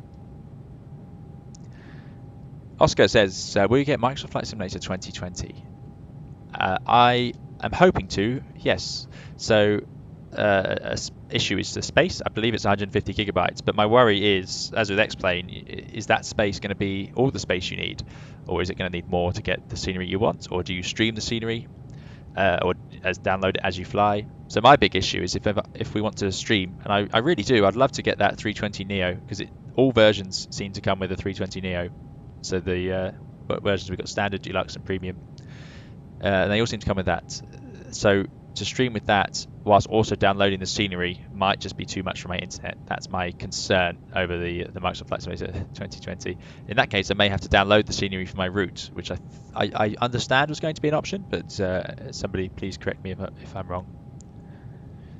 Dougal has 9 terabytes. Is that 9 terabytes of ortho? That's quite amazing. I mean, I've just got this one section, and I have pushed my computer to the limit now. It is basically running out. I'm going to have to clear out a few things to make space for the new simulator, certainly. I'm genuinely surprised how quickly it came out. I don't know about you guys. I was not expecting to see it in August. I was thinking later in the year, sort of November, before Christmas time, given that they were still in alpha only not that long ago. I did try many times to get invited onto the alpha. There's Mac Star. By try, I mean I filled out their form on their website where you could apply, but I was not lucky enough to be chosen. There's Mac Star, out cruise. So TCAS going to go to below. I think we left it in norm for the climb out. That's down to below, and let's give those systems another check. All looking pretty reasonable.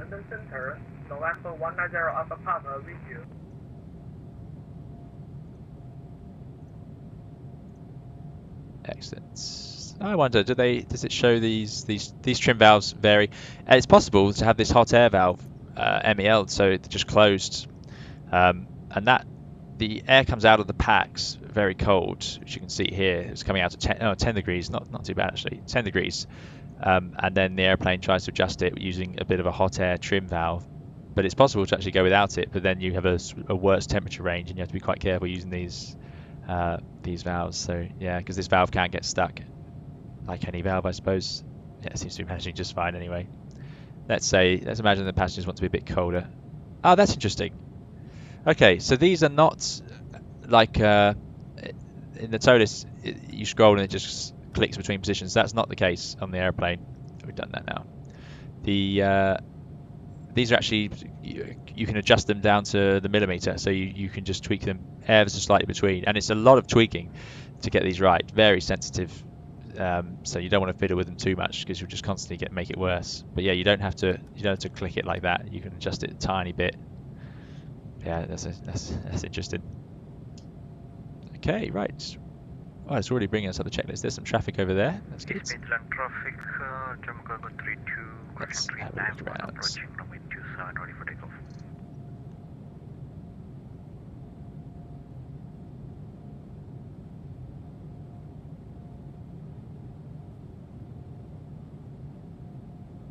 So we are heading up to Inverness, and we will enjoy the scenery shortly when we get up there. Oh, there we go. We can see the particle effects at work on Carda's engines.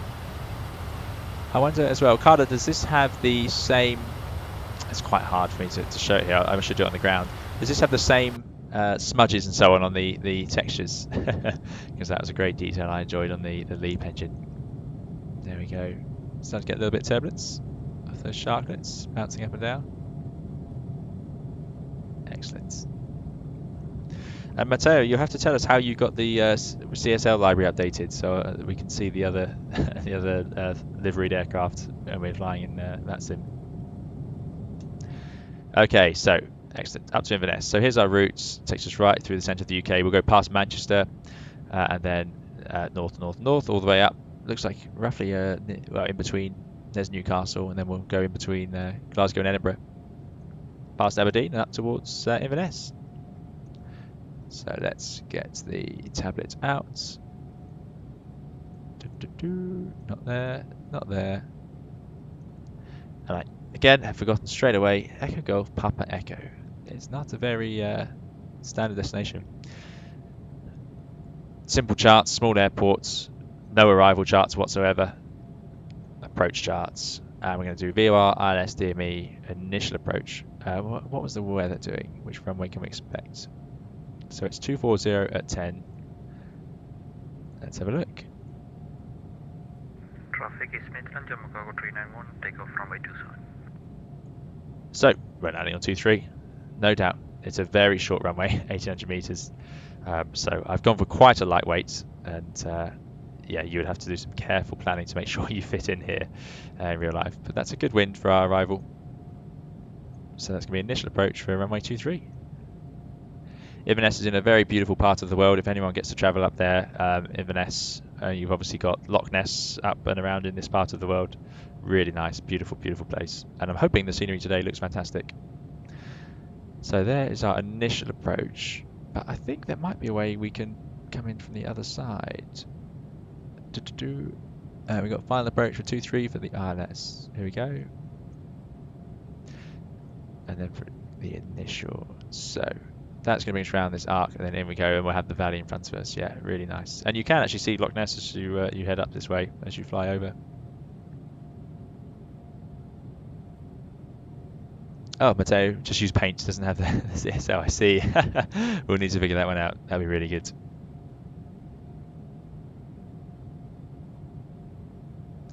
In terms of Microsoft Flight Simulator 2020, I don't know, what do you guys think about the included aircraft and airports?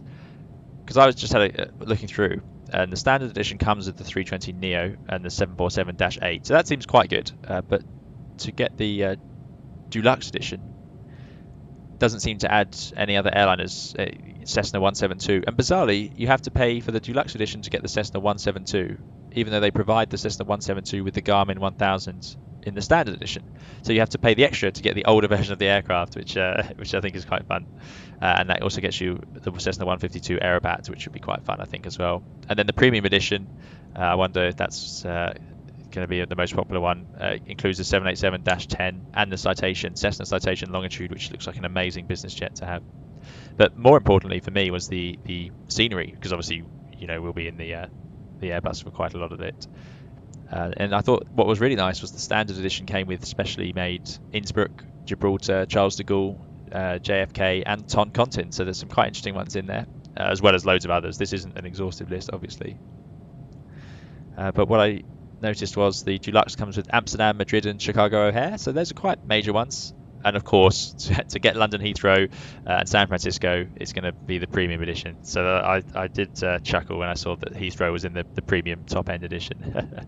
Probably one of the more complicated airports, and San Francisco certainly would be. But yeah, because the idea being that the whole scenery around the planet should be top notch, really, shouldn't it? So yeah, what do people think? 60FO seems a bit sparse, but there'll be more content.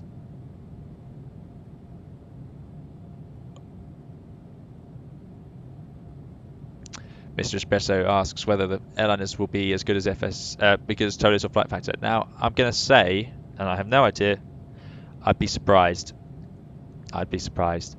The screen, I've only seen a couple of screenshots or videos of the Airbus they released, and all we could see was the PFD.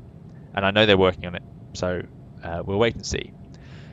I'll be surprised. The Flight Simulator X 321 it came with, if you remember, back all that time ago, it was good in its way. What it did really well, and what surprised me, because I wasn't flying the Airbus when I first got Flight Simulator X and that Airbus, and I used to get confused and frustrated as to why it wouldn't do what I wanted. And then as I learned about the Airbus and I went back to it and had a look at it, it's quite impressive. It does have some of the bank angle limits and so on.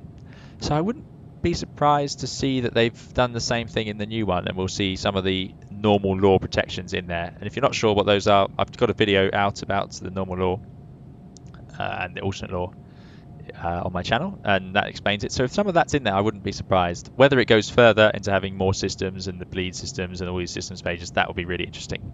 I mean, it must take years to develop these aircraft, so I wouldn't blame them for not having it there. But yeah, it'll be very curious to see. But the graphics, the scenery and the external graphics do certainly look incredible. My concern is the recommended specs. So the recommended spec was for a GTX 970 or an RX 590, and I've got a GTX 1060, which is supposedly a little bit more powerful than the GTX 970. But that does leave me wondering. That's recommended, and the optimum or the best spec they list is an RTX 2080, which I mean, of course, I mean that's the best graphics card out there, isn't it? I'm not surprised that's the ideal spec. But that makes me concerned because Flight Simulator X, when it launched, as a few of you will remember, had a requirement. The minimum requirement was something ridiculous, like 1 gigahertz processor, and you could load it up on that. You could start the Flight Simulator, but you would basically get nowhere with it. And I just wonder how the minimum specs have been formatted this time around, whether they are a little bit unrealistic. So I think I meet recommended. Out of interest, do you guys think you'll be all right? I know some of you have very powerful computers, but yeah, I'll be interested. James MP says, does the standard still use the same flight physics, or is it different to the more expensive? I'm hoping it's the same. I have no reason to believe it isn't the same, but I don't know for sure. That's an interesting thought. I'd very much hope it's the same. They all seem to say they need 150 gigabytes, so I think it's just the airports and airplanes. Matteo Tanzi's getting the premium shortly for Heathrow. Yeah, exactly. That doesn't surprise me why they've done that. It makes a lot of sense, really. Heathrow is surely to be one of the more popular airports. Simon Taylor, really looking forward to Microsoft Flight Simulator 2020. I think we may well see mods to the standard aircraft, rather like Tebow. Yeah, it'd be interesting to see. I know they've got some developers on board, because we all know that that's a huge part of these flight simulators. What's amazing to me is that the thing that it's going to run on Xbox. So that's just a whole different world of... I don't know if that's issues or not, but it's going to mean that I'm sure Microsoft will need to keep control, because if a manufacturer like PMDG creates an add-on, let's say, or whoever does, for the new Microsoft Flight Simulator, does it then have to work on the Xbox as well? It'll be really amazing to see how this goes. It's great. But no, the graphics, the interface, all look very, very exciting. I'll be curious to see how the airplanes feel as well, because I really like the X-Plane flight model. I really, really like it. And I've flown with Microsoft Flight Simulator all the time, my whole life. And I only recently got the X-Plane 11, and it's really good. So I'm hoping that the Microsoft one is similarly good. They seem to have done a lot of work to update it.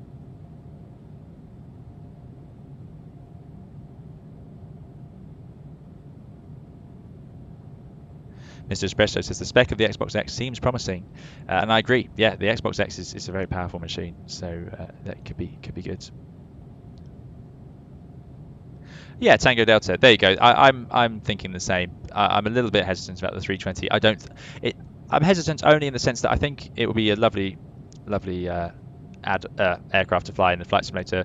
Whether it's going to be the same as the Toliss is another question. But the simulator itself does look incredible, and I think we could have some good fun comparing the Neo maybe to the Toliss and seeing what they've added to it and what they haven't, and also taking it around and flying to some of these places. I mean, imagine flying some of those approaches we've done into Genoa in Microsoft Flight Simulator. That could be really, really good fun. But we might be limited in what we can do by the quality of the aircraft. Does anybody know, will it have the SID star database? I was understanding that it would, but it'd be interesting to know. Carda says it won't be study level, that's for sure. Yeah, exactly. Not expecting it really to be.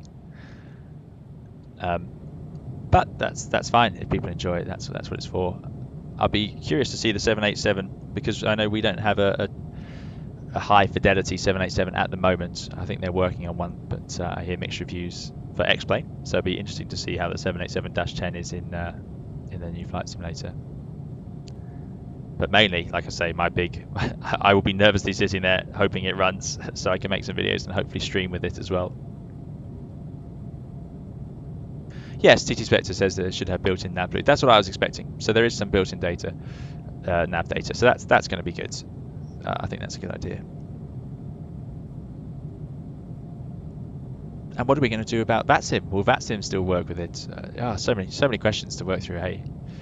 But it takes years. It takes years to transition. I remember Flight Simulator X came out, and for years people were not moving from Flight Simulator 2004 century of flight, and they were determined that that was the better simulator. And then obviously 10 years later, here we are.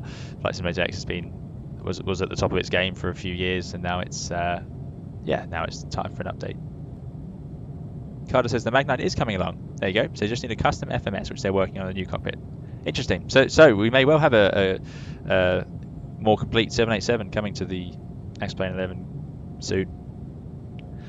And that's why I was quite pleased to see that a lot of people were going to use both simulators, because there's so much work has gone into X-Plane 11. I mean, the amount of quality products and freeware and scenery for X-Plane is remarkable, and I really like it. It's also been a great community to get involved with, so I hope the community still sticks around and we get to sort of enjoy all of it together.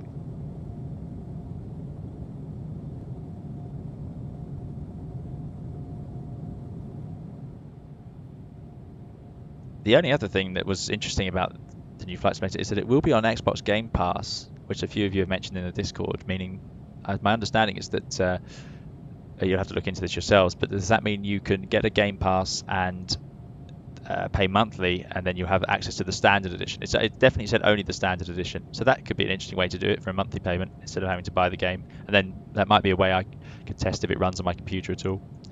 The other thing that I liked to look at was it's got Play Anywhere. So my understanding of that was that it would be able to be, if you buy it for the PC, you can play it on your Xbox, which is amazing. But I assume only the newer Xboxes. I'm assuming the Xbox One, but I don't know. I do not know.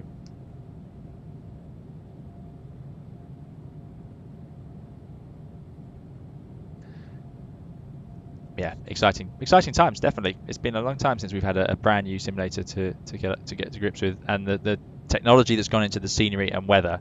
And the bit that really struck me in all the videos they've done was the weather engine, when you see rain with rainbows in it, or snow that falls on the ground and changes the textures and things like that. That is really exciting to me, because it's the thing that changes most around you. You know, every day, if you're doing this route, you could do this route every day, and everything's the same, isn't it? That the roads are the same and so on. The thing that changes is the lighting, it's the atmosphere, it's the weather. That's what makes your day different.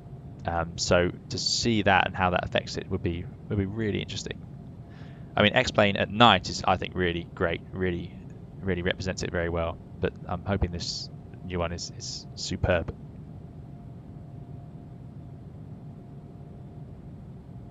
Okay, so let's get loading up with our flight plan, have a look at what's going on into Inverness.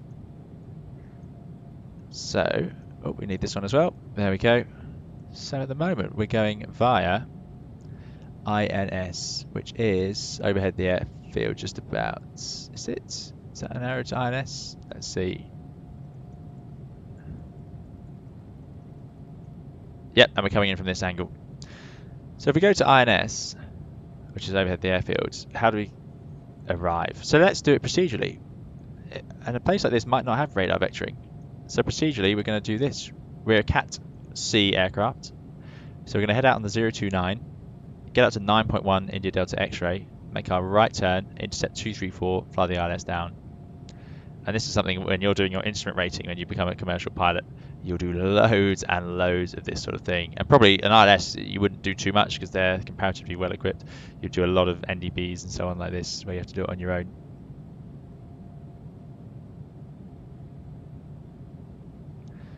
So let's put in the arrival. ILS 23, no star, but I think we're going to need to put in the VIA. Let's see, what have we got? INS 1 or 2. Now I wonder if that's these different distances. Let's try 1.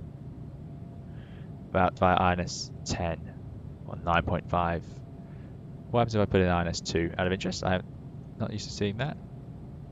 INS 9, so it seems tighter in. So I think that's that one. So we want INS 1. So I talked before about how the Toliss always seems to want a VIA of some kind, and the real aircraft, it tends to do that automatically. You'll see a VIA appears, and you could adjust it if you need to. But the only time I tend to put in VIAs in the real airliner is when I'm trying to fly a full procedure like this. So it's just interesting that Toliss seems to always need it. I suppose it's just a database sort of thing. So let's put in the constraints and see if they match up. So we're going to fly all the way up to INS, coming in from the southwest, which is good. We should see a bit of the terrain around there, get a view. I'll have to look at the MSAs. Then we're going to track out 028 or 029 on the chart to 10 miles INS, or 9.5 we know it actually is. Then we can make that right turn all the way around, intercept ILS for runway 23. Platform at 2,000 feet. Yep, so we're going to be 4,000 feet leaving INS. We can descend to 2,000 feet on the outbounds, and then that's the platform. Then inbound course 233 on the frequency 185, and we would normally see a angle here, which I think today should be 3 degrees. There it is, 3 degrees. For the go around, if we need it, straight ahead initially, 2,000 feet, then make a right turn to the VOR at 3,000 feet to hold. So it says climb straight ahead to 2,000, then climbing turn right to VOR. So I think I don't need to level off at 2,000, so it's just at above 2,000 to make that turn. So I'm going to put 3,000 feet in for the go around. So there's a flight plan. Radio nav 8s. We're going to retune that ILS. India Delta X-ray will come up later. But what would be useful is the INS VOR, which is what we're going to use. India November Sierra. Going to put that in there. And that will tune as we get a bit closer. And what course do we want? Well, I could just use the needles now. So if I just set that to VOR and arc, now I've got the VOR displayed, so I'll be able to use that needle to check that we are on that 029 on the outbounds. Once we've done that, we could also tune the ADF. I suppose there is the Inverness 328 IVR. These are, becoming less and less used. India Victor Romeo ADF 1. Although actually what's going to be better is if I put it into India Victor Romeo. Not all aircraft have 2 of these. So often there'll just be one, and then whichever side you set to ADF, it would just show you the one frequency you have in there. Progress page, you will know what's coming here. Echo Golf Papa Echo 23. And there we go, distance to thresholds. We're looking good. Bit of time. And now let's get that weather in.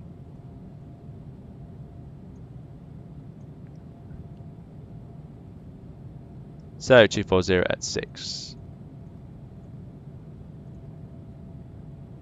Lovely and warm for Scotland, that far north, 18 degrees. Wow. QNH1011, ever so slightly low, but not too bad.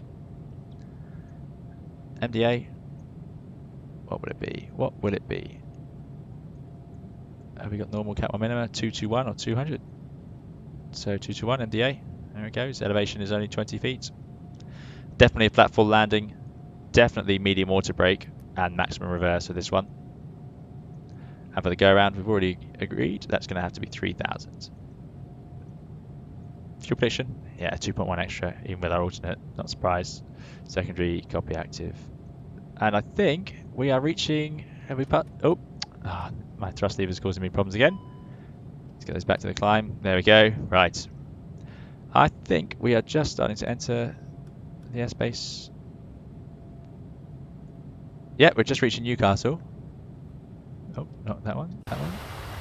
And here we go, entering ORBX Scotland. So let's see how we manage. I apologise if the stream or computer suddenly collapse on us here.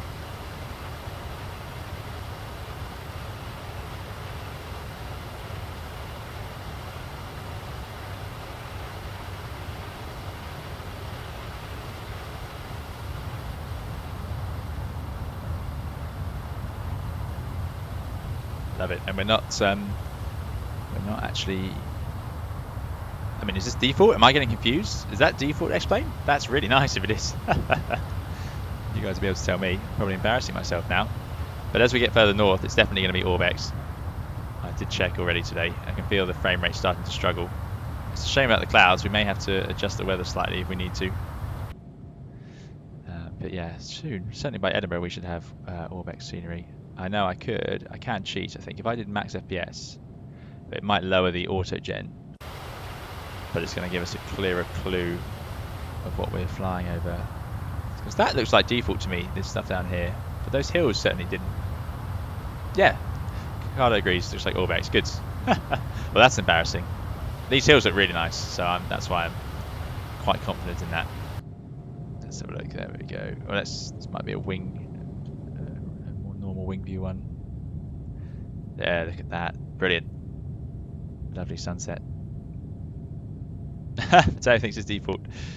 Raz 3 raid, we are Manta 226, so we are IMX is the code we've used. The reason is the other codes that I was trying were used, so IMX is the last half of our registration. Some Airbuses do have a load factor alleviation function, something like that, I've forgotten the name of it, where it can actually use some of these flight controls in turbulence to keep the airplane as level as it can. So it might put up some of the spoilers or the ailerons all together to keep the airplane from rising, things like that. It's quite clever, but it's disabled on a lot of aircraft. So yeah, but it's amazing the stuff they put into the technology here. That's cool. So yeah, it just gives us more clouds. We don't want that.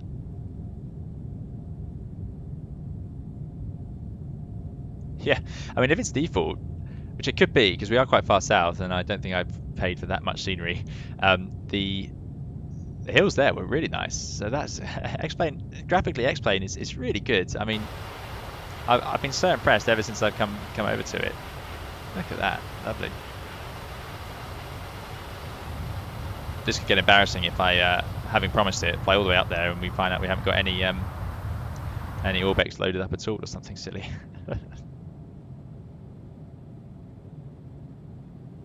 No, Manchester's not in the part. No, I didn't think so. Okay, yeah, we'll keep going.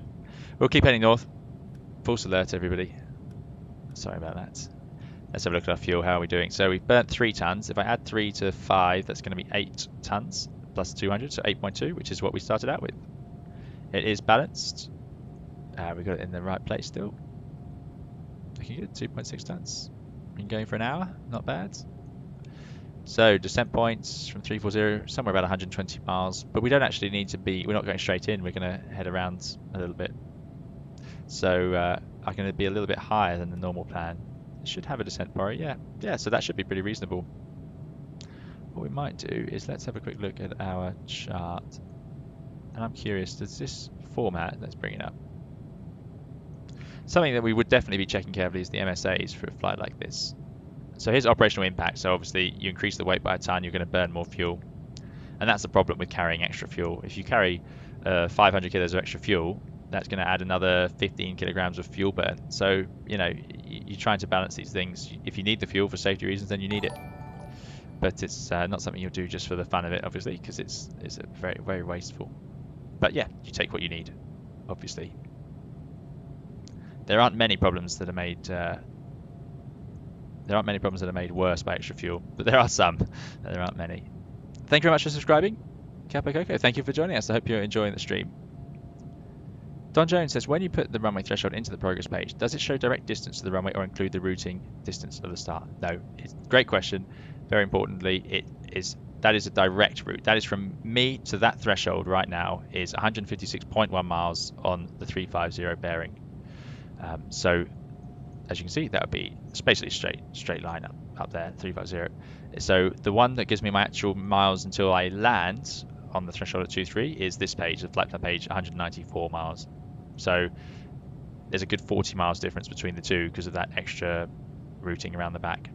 And we're going to actually turn away slightly from the airport in a minute as part of our routing. So yeah, you've got to be careful. So this is useful only if you are heading sort of, it's useful all the time, but it's especially useful heading straight in.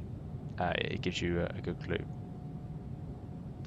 What it's actually really good for is if I have a long complicated routing like this or more complicated that takes us away from the airport, or one of those stars that goes backwards and forwards like we saw going into some other airports. Rome is a classic example of one. Having this page means that I know the distance straight in, so I can be ready for a straight in approach, because air traffic might change their mind and say, yeah, you don't need to fly all that. In fact, a lot of those places, they will expect you to come more straight in than the routing allows for. So it gives me a good idea of whether I can make the height or not.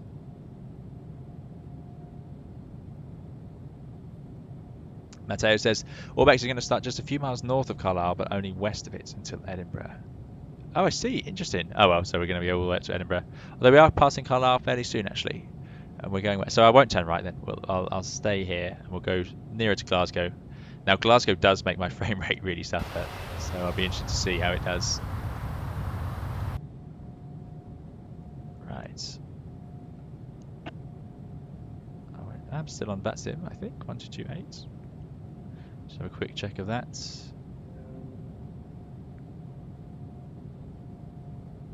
Yes, we are still connected. What have we got? No controllers up here really. That was Manchester is running, but that's about it. So that's fine. So what we might do is just fiddle around with the weather a little bit. We'll see if we get some scenery views in. Don Jones, no problem at all. That's why I'm here.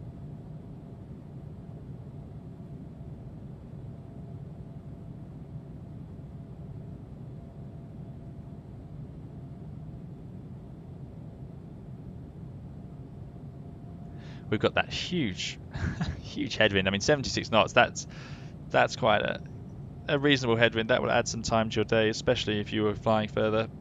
Obviously, the longer you fly, the longer that is. There were strange things about winds like that. That's a good headwind. So although it will make my flight north slower, it will obviously make the flight south quicker. So if I was doing it there and back, that wouldn't be too much of a problem. The worst wind you can have is a pure crosswind, in fact, because whilst you're flying, you're constantly flying slightly into that crosswind. The airplane has to point slightly into it, so it takes energy out of you that way, and it will do that as you go north and as you go south. Whereas a headwind like this, perfect headwind tailwind, would actually, over the course of 2 flights, have a 0 impact on the time if you averaged it out. Whereas a crosswind would just make it slower both ways. But there you go, that's a sort of bit of trivia. It never really works like that because we've got to arrive on schedule. We can't depart early. We have to depart when the passengers are there and so on. So we're going to be slightly late in, probably, with a headwind like this. Certainly a possibility. So we can only depart when we can depart, and then we might get back a little bit earlier. But yeah, you're more bound by the schedule than being able to take advantage of tailwinds. You can't leave 40 minutes early. For example, if we had a tailwind going north, we can't get to Inverness 40 minutes early and then pick up the passengers and go 40 minutes early. Window seat. Good to see you. Window seat's our resident engineer. I did have some questions. Oh yeah, the question we were asking, we're talking about temperature limitations. So sorry to spring you with a question straight away, but if you know, we know we have a fuel temperature limitation as it gets too cold and we may have to descend, but there's also a limitation on how cold it can be for continued flight, and if it's too cold we might have to descend to get to the warmer air. So it's up in, I think it's in the region of minus 60 to minus 70 degrees Celsius up at flight level 36370. Do you know why that temperature is there? Why is the Airbus not okay to sit in such cold temperatures, aside from the fuel? Because we know the fuel will cool down over time, but I was just wondering if there's another reason for that one, if you know. Yeah, but thanks for joining us. Thomas Mortimer, what does the ram air button do? I'm guessing as it's guarded, it's for emergencies or non-normal. Yes, absolutely. Thomas has always got great technical questions. So ram air here is guarded, so any guarded switch we don't operate on our own, we make sure the other pilot checks it with us. That switch will open up a valve that lets air in from the outside. So it's sealed, obviously, because we're getting our air from the engines. That's how we're pressurizing the airplane. But that valve is outside and it allows air into the aircraft and to flow through the cabin. Now, my understanding is that valve is underneath. Again, so that's the pack inlets. And then I think the ram air valve it's quite hard to see. So again, if window seat knows where the ram air valve inlet is, I would be interested to know, because it's quite hard, some of these bits of information to find. On some aircraft it's quite obvious, but yeah, it's going to let fresh air in. It might be used if the pressurization fails or if you don't have either bleed system. So if we don't have engine 1 or engine 2 bleed, the airplane will depressurize. If that happens, we'd obviously do our emergency descent. You're going to need to put on your oxygen masks and so on, and you'll get down and you'll level off at a safe altitude where the air pressure is thick enough to breathe. Once you've done that, the air in the cabin could become quite stale because it's just people breathing out and the valve will be shut and there's no new air coming in. So in that case, you may, according to the checklist and the ECAM, it will tell you what to do. But if it tells you, it might tell you to open the ram air. That might be an example, because that will get fresh air flowing through the cabin. Now, there is a problem with that, which is obviously if it's a very cold day, you could end up pumping in very cold air into the cabin. So you won't be able to do that for long. If it's sort of minus 10 degrees outside and you're letting in minus 10 air, the temperature in the cabin will drop. so that's one problem with it.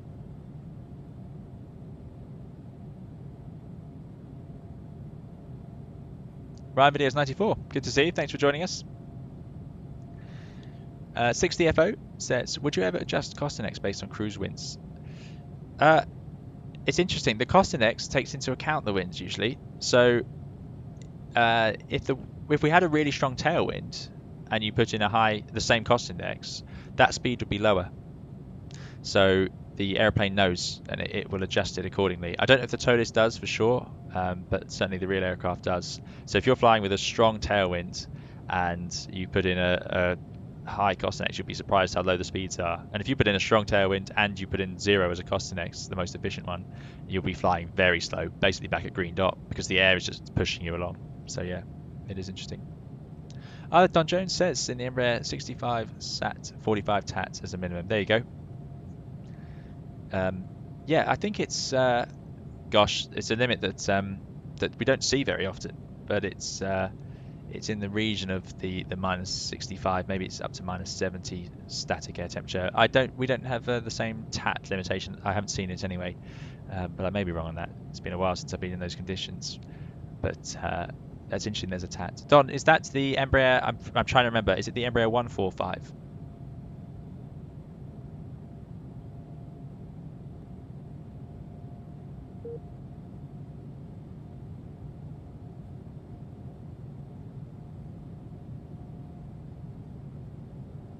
Oh dear, we're running at less than 20 FPS. What's going on? Why does this happen to me? No.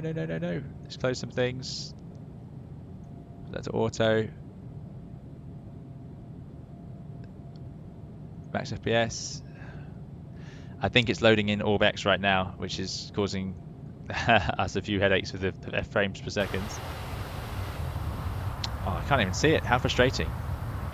I'm scared of changing the weather, but maybe we can cheat a little bit. Is that too risky? What does everyone think? Let's just make it scattered. There we go.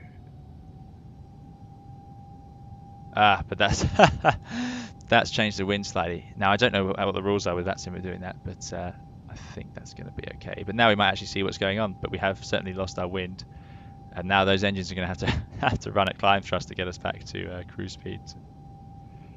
Oh dear! I was hoping it would just change a little bit. Here's a better idea. Here's a better idea.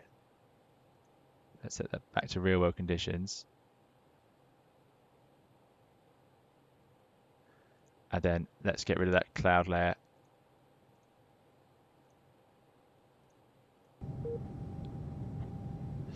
Right. And now we're back up to speed. Okay, we're back in the same conditions. I have cheated, but here we go. Yeah, I thought we could end up in this situation.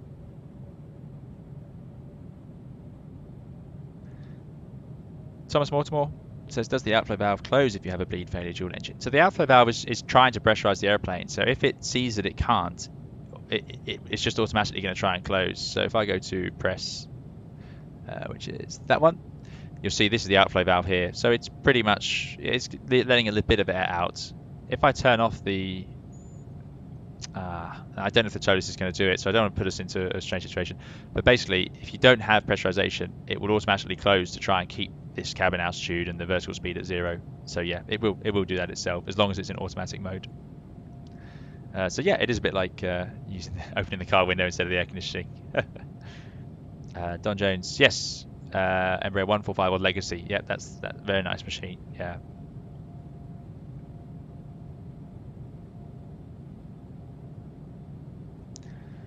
Right, so we're still struggling with the FPS. I'm clueless as to why. It's a little bit frustrating when this happens. Let me try and free up a bit of space on my computer. We do our best, eh? We do our best. Nope, struggling again. Down at 20. You can do it, simulator, you can do it. It's just not looking optimistic for for the future, is it? We may lose VATSIM here, guys. Right, let's see. Can we tell the difference yet? Yes, this looks like ortho to me. So yeah, this is going to be an issue, isn't it? This scenery thing. I do have the settings turned up quite high for X-Plane, so maybe it'll be a bit easier. So there's Glasgow. There's the Clydes. Fantastic. Yeah, really nice. Sunset, and we've got Edinburgh all the way over there. And you can see the difference between the scenery really clearly now. There's ortho and there's not. Lovely, reaching some of those hills. Oh, fantastic. This is looking really nice.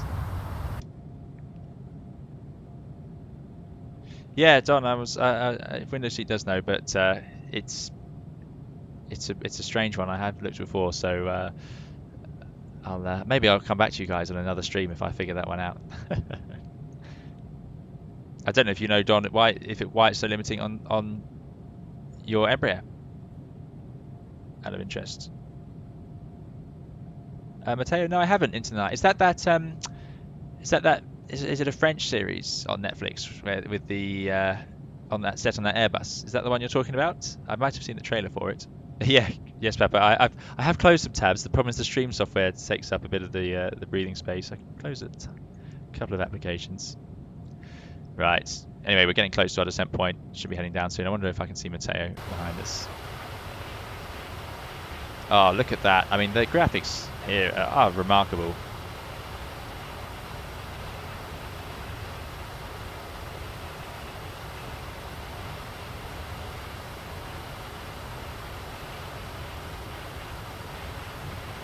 And those engines, Carda, looking fantastic. They look just excellent.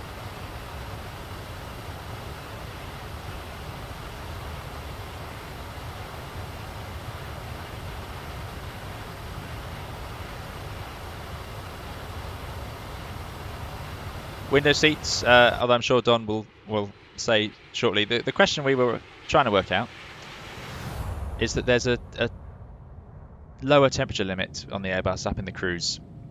And do you know why that is? So we know the fuel temperature is an issue, where the fuel gets too cold.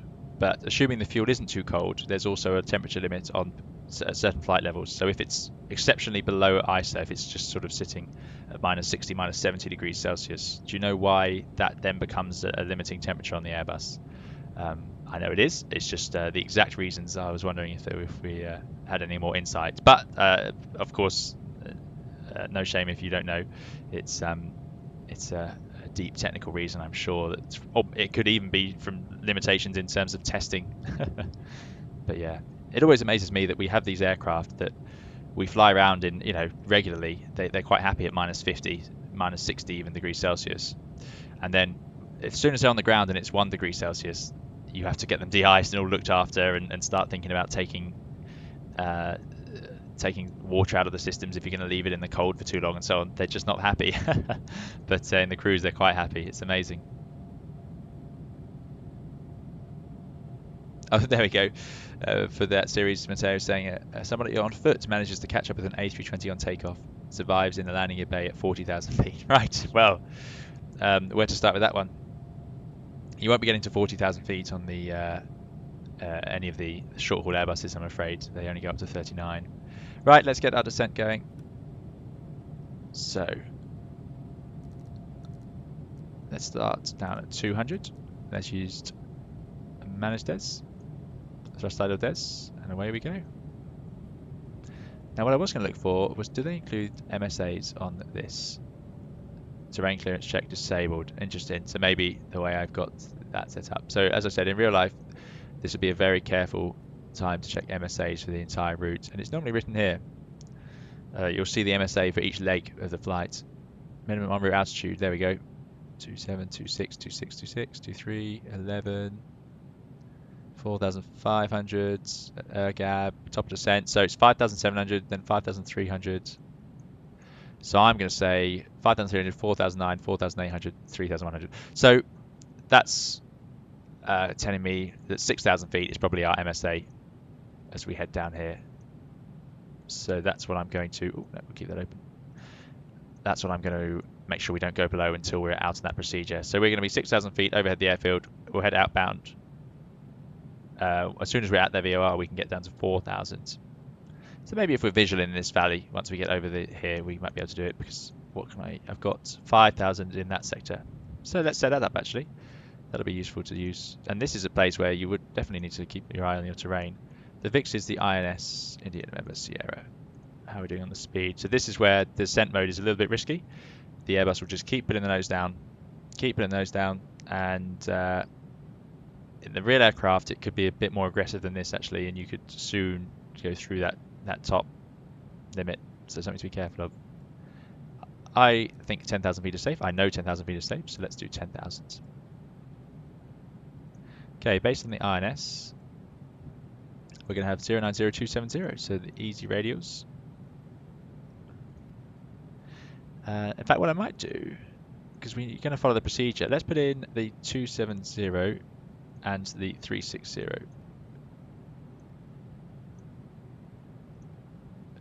And now, if let's just check our speed is okay.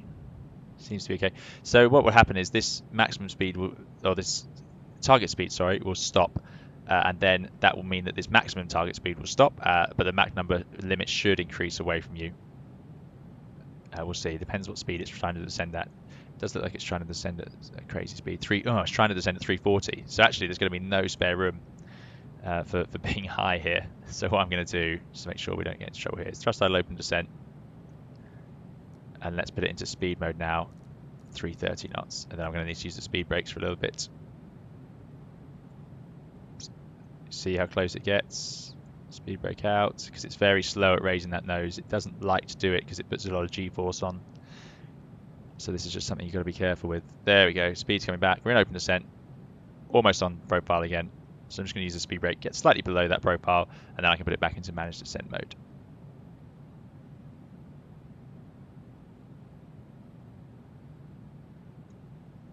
Glenn Chambers says, probably the carbon fibre skin. It's an interesting thought, Glenn. Good to see you, Glenn. Thanks for coming along. They don't have carbon fibre on these, but maybe there's some composite parts of the airframe. Maybe that could be it. I don't know. I know the nose cone, for example, on the Airbus. So although the airplane is obviously not made of composite, the Dreamliner is obviously, but some parts are. So the nose cone, because the radar is behind the nose cone, needs to be made not of metal. Otherwise, the radar wouldn't be able to see through it. It would just see the nose cone. So this here is composite. So maybe there's temperature limitations on some of these parts. Yeah, interesting point. But again, that's not true. Well, that may not be true. That is just me speculating. Right, so now we can go back into speed. And what I will do is I'm just going to change that because I think that's too fast. As you guys know, I don't like descending at 340, especially if there's any turbulence. No, don't do that. Don't do that. Okay, come on. Thrust idle open descent. Now you should be able to just type it in. 320. You can just demand it descends at a speed you fancy. I'm not sure why it's not allowed. That should be allowed as far as I'm aware. It just didn't. Okay, fine. Yeah, you can actually adjust the managed speed. So in this case, we are going to just leave it in. Let's leave it selected 320. And open descent, and I will have to correct it from there. Windows C is going to ask around. Thanks, Windows C. That's very kind. Yeah, it's an interesting one. We're not entirely sure here. Very good, Matteo. Yes, it is getting quite heated. Absolutely. So here we go, starting to reach this lovely terrain. I should have been enjoying it instead of fiddling around.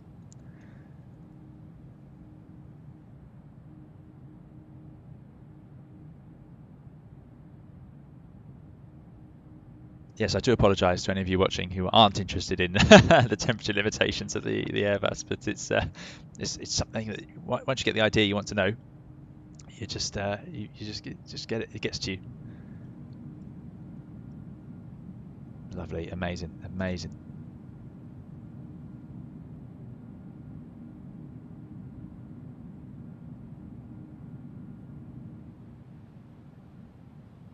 So I believe Loch Ness is, we can see it here. I believe it's this one here. So if anybody does see the Loch Ness Monster while on this flight or in the replay, do let us know. But yeah, I believe that's the one because you can get to it from Inverness. So we come back on profile, which is a little bit fast here. If we keep the speed up as we go below 10,000 feet, that will give us a bit of an opportunity because the airplane will think we're going to slow down below 10,000 feet. Study level streams. For us, we can't change the managed speeds once we are in that phase of flights. Interesting.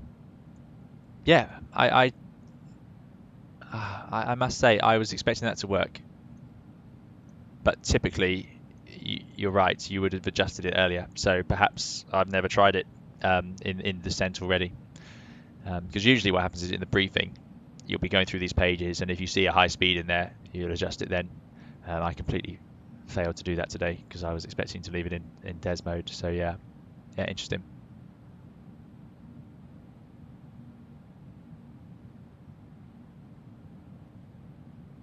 But thanks for joining us, Study Level Streams. I don't think I've seen you so far today, but so thanks for coming along. Hope you're doing well. Another Airbus operator kindly bringing their knowledge and wisdom into the chat.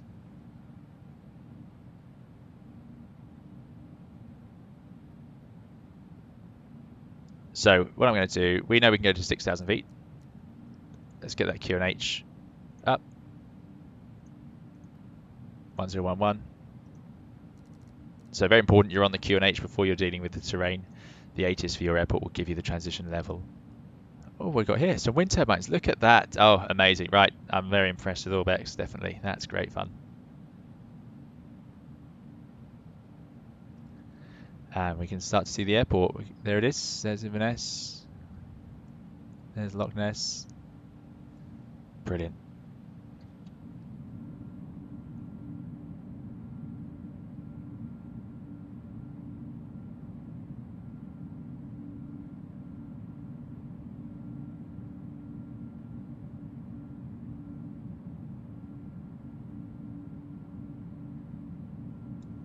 There we go. Window seat has exactly the answer, which is brilliant. I think window seat.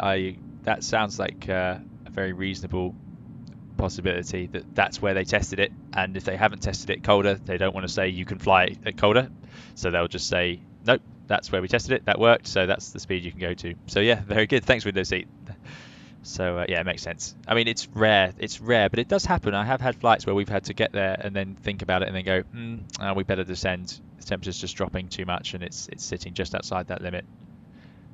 The bigger problem is the lower flight levels at colder temperatures. So it allows the temperature to get colder as you go higher. But if you're sitting at, say, 36,000 feet and it's unusually cold, that's where it starts to get interesting. Oh, we've got a nice bridge there lit up with the sun. Okay, so now we are reaching... Oh no, I needed to change that, didn't I? It should be 180, so we can keep an eye. So in this sector, our MSA is 5,000 feet. So within 25 miles of the airport, let's put in 5,000, manage that speed, slow it right down to fly this procedure. We're already on the QNH. Get those passengers strapped in, get those landing lights on. No speed limits on the landing lights, window seats, that always amazes me. I don't know about you, but the fact that the Airbus has lights that fold out into the airflow and they have no speed limit is incredible. What a piece of engineering. And we'll activate that approach phase. Okay, so we're going to pass overhead and then simply head outbound. So we just want the speed back to do that. Let's make sure we've got constraints up. And it usually will offer us a maximum speed for that turn.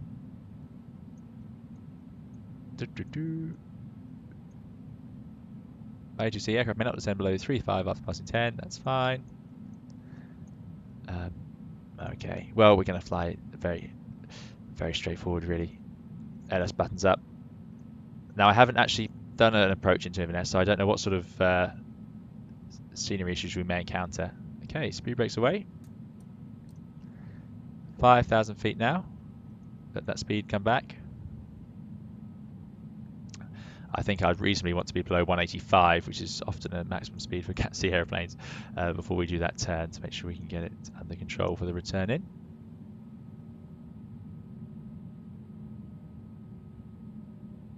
Glenn, I'm not sure if it does. Yeah, we'll have to keep a close eye out. So that's where it would be. It'd be sitting somewhere over there in that massive lock. Right, let's go to flaps 1. Okay, turning overhead, heading outbounds. You'd call air traffic control. You are beacon outbound. I think we're still on VATSIM, but there's certainly no controller around here. Nope. So let's do a broadcast. Inverness traffic, Manta 226, beacon outbound for the ILS runway 23. Wow, haven't made a call like that in a while. Right, so we are outbound. Let's go down to 2,000 feet. Throttle open descent. We've got 10 miles to do that, so plenty of room. Hear those engines spooling up and down. And you did it yesterday in the 757. Turned at 160 knots, pretty tight. Interesting, yeah. Will depend as well on the wind. Wind is actually going to be blowing us through the localizer, so we'll need to time that right. So yeah, I'm thinking I want to be 160 knots then for that turn.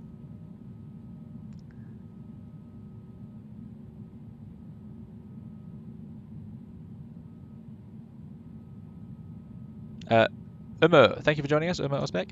Have you ever used sector arrival? Are you talking about this procedure? So the fact we're flying outbound back in, as opposed to just sort of a star to the approach point. It's rare. In quieter airports, it might happen. I have done it in real life in an airliner before, but very rarely. Once, I think, in a few years. So it's very wasteful because, of course, much better would have been a radar vector that would take us straight up onto the ILS, whereas now we've flown, we're flying all the wrong way down and so on. So it's relatively rare. Let me just check we got the platform right. Yep, 4,000 down to 2,000. So we'll be a little bit conservative with this, make sure we are ready in the right place. Fly24 says that I love a procedural approach, always so calm, you're left alone. And he finds it satisfying ticking all the boxes. And yeah, I agree. Absolutely, I agree. It's just nice. You have room. This is what you're trained to do over and over again when you're learning to fly. And it's something you don't get to use very often. So it can be really nice. Gives the passengers a nice view of the area that they're about to arrive into and get off and enjoy.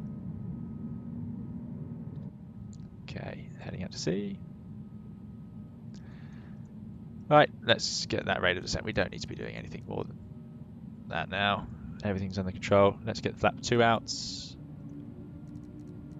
Get the speed back for the turn, because we have this tailwind pushing us through the turn. I won't arm the approach until I'm happy that we are pointing in towards the airport, roughly. So in the later half of this turn. Easy to forget, though, on an approach like this, if you end up leaving in a nav mode. It does happen. Orlando Aviator. Good afternoon. Thanks for joining us. Good to see you. Hope you're doing well. Wojtek, CYVR, thank you for subscribing. I hope you're enjoying the stream, and plenty more to come.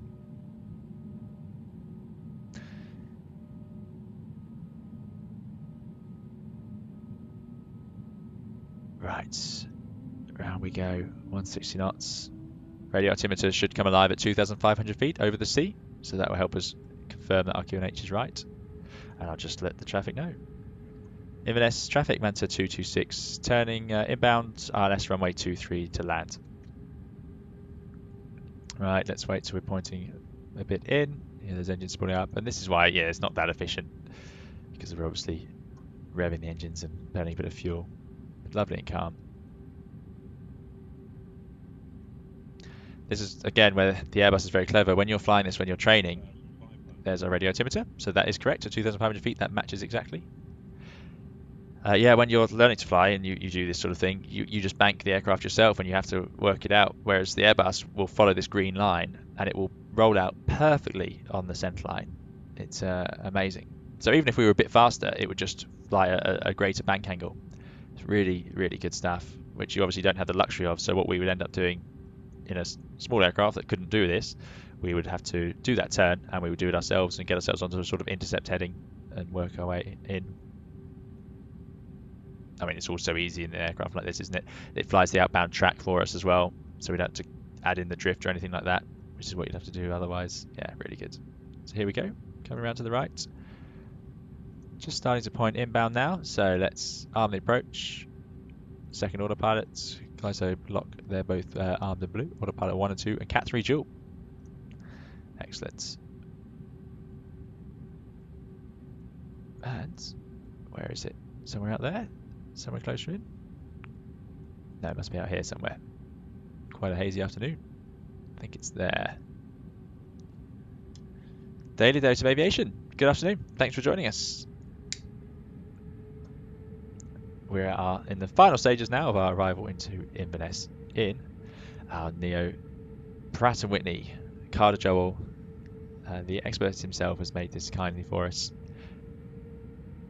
And here we go. Right. So, glide slope, very important. We know when we want to descend, 6.1 miles. There it is. 10.6, 4 miles to go. 2,000 feet is a low platform altitude, so as soon as I see that glide slope starting to inset, I'm just going to put the rest of the configuring out. But we are already well under control with the speed, so that's good stuff. Right. Got those lights on, passengers are already on. There we go. The magic of a procedure like this as well is it's all sequenced. I don't have to set up radial inbounds and so on. It's just all in there. It's great. Plenty of fuel for the go around 4.2. I mean, yeah, that was an amazing amount of fuel to take, really. You often land, I mean, you can land quite reasonably with less than, obviously less than 3 tons, is in less than maybe 2 tons depending on your alternate. The Neo aircraft obviously carry less fuel as well, but as we said, this is just the normal CFM. So glide slope should start to come alive fairly soon. This is where we find out there's no functioning glide slope or something in there in X-Plane in Inverness, and I should have tried it earlier. Paul Shoesmith, glad to see you. Glad you've caught one. Thanks for coming along. Right, here we go. Coming down to the last sort of mile. There it is. 4 reds, as you'd expect. Oh, we're sitting below the profile. There's the glide slope starting to come in.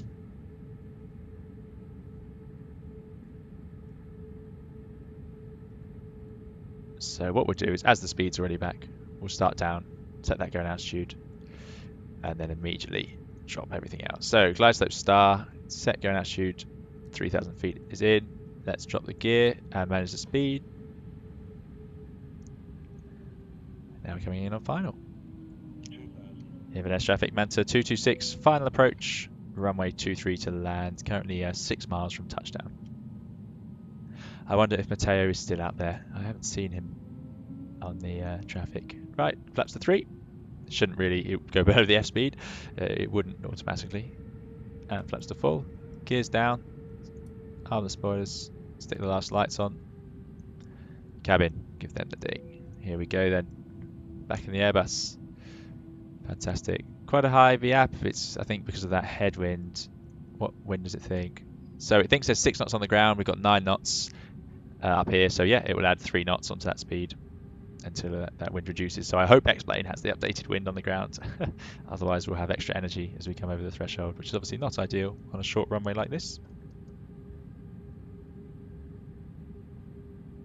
Pavel, the right way to inform cabin crew for landing, that'll be airline procedure. They'll all have their own ways, whether it's a ding or a call or any other method. Airlines have all sorts of imaginative ways to communicate between the cabin and the flight deck.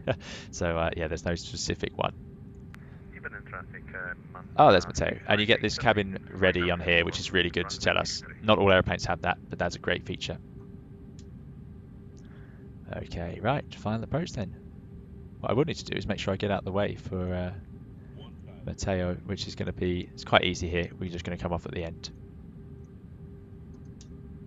So we are stable at 1,000 feet. Get rid of that, which always comes up. It'll probably come up again. Autopilot off. Oh no, that's not working. That's not good. My button that I normally use for that is not functioning. So let's do that. That's not a good sign. That heavily suggests I know what I haven't done. I haven't told it about my setup for this aeroplane for landing. Okay, no problem. That'll be for a future stream to fix. Good, there is a touchdown zone painted for us, so we want to be inside that. If we're not, we will be going around. Really misty afternoon. 7.5 degree pitch limit on landing, 321. Now we don't need a floater, guys. Don't expect anything from the radar set. We need to get it in the touchdown zone. That's my excuse.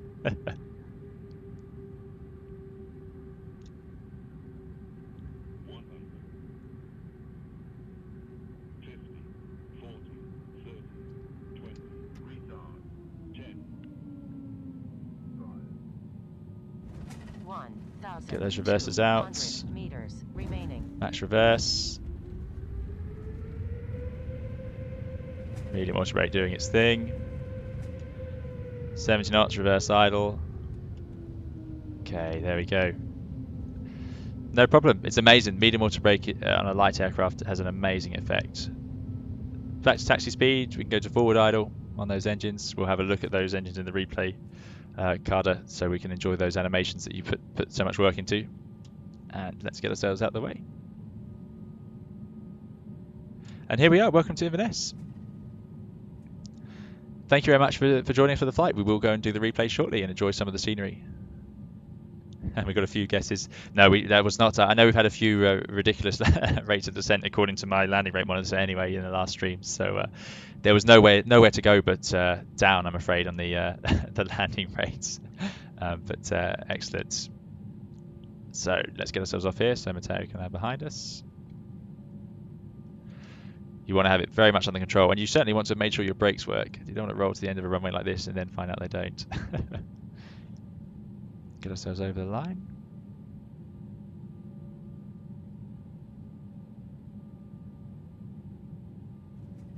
I have no idea if people bring 321s to Inverness. I mean, 1800 meters, you wouldn't be able to carry too much weight with you. Okay, let's get over the line. Strobes can go off, landing lights can go off. Okay, we're past the Cat 1 holding point. That's a Cat 2 holding point, so that's no problem. Alpha 2. Manta 226 runway vacated. And let's go and get ourselves over onto a parking stand. Get that APU up and running. It's a thing. The Toliss demands you wait 5 seconds before you can start it. Me and window seat both agree that it's 3. So yeah, but that's fair enough. There is a delay between the two, so it's a good piece of detail. Okay, let's bring it to a stop. There's no point me trying to do this while moving. Hopeless. Right, parking brake can go in. Speed brakes, flaps, transponder. Get rid of the LS buttons. We leave the flight directors on. I remember in the Boeing, we landed the 757 and it needed to be turned off, it seemed, but no, these just get ready. And here we are. And we might see Matteo joining us shortly. Where should we park? There doesn't seem to be any defined stands here. So we might have to just move forwards. TT Spectre says usually 319s. Yeah, that's what I would imagine. Right, let's get ourselves over. Oh yeah, and we have the logo light working, it looks like. This came up recently. Yeah, nav and logo. But the logo light is here, and it only comes on, it turns off as you go higher up, which was a question somebody asked once. So you can actually see it reflecting off the tail there. Quite a nice bit of detail. Now I believe these stands are actually taxi on, taxi off. So you'd have to, that's probably a good reason to bring a 319 here and not a 21. Let's take this stand here. Maybe we can increase the quality. There we go, we can see some chocks. Let's try and line up with those. So as we arrive on stand, get rid of the last of the lights. So you'd have to give yourself space to then taxi back out again afterwards. Yes, it is a shame. There used to be Q400s up here, of course, with Flybe, so that is a very, very great shame. Yeah, we might need a pushback tug.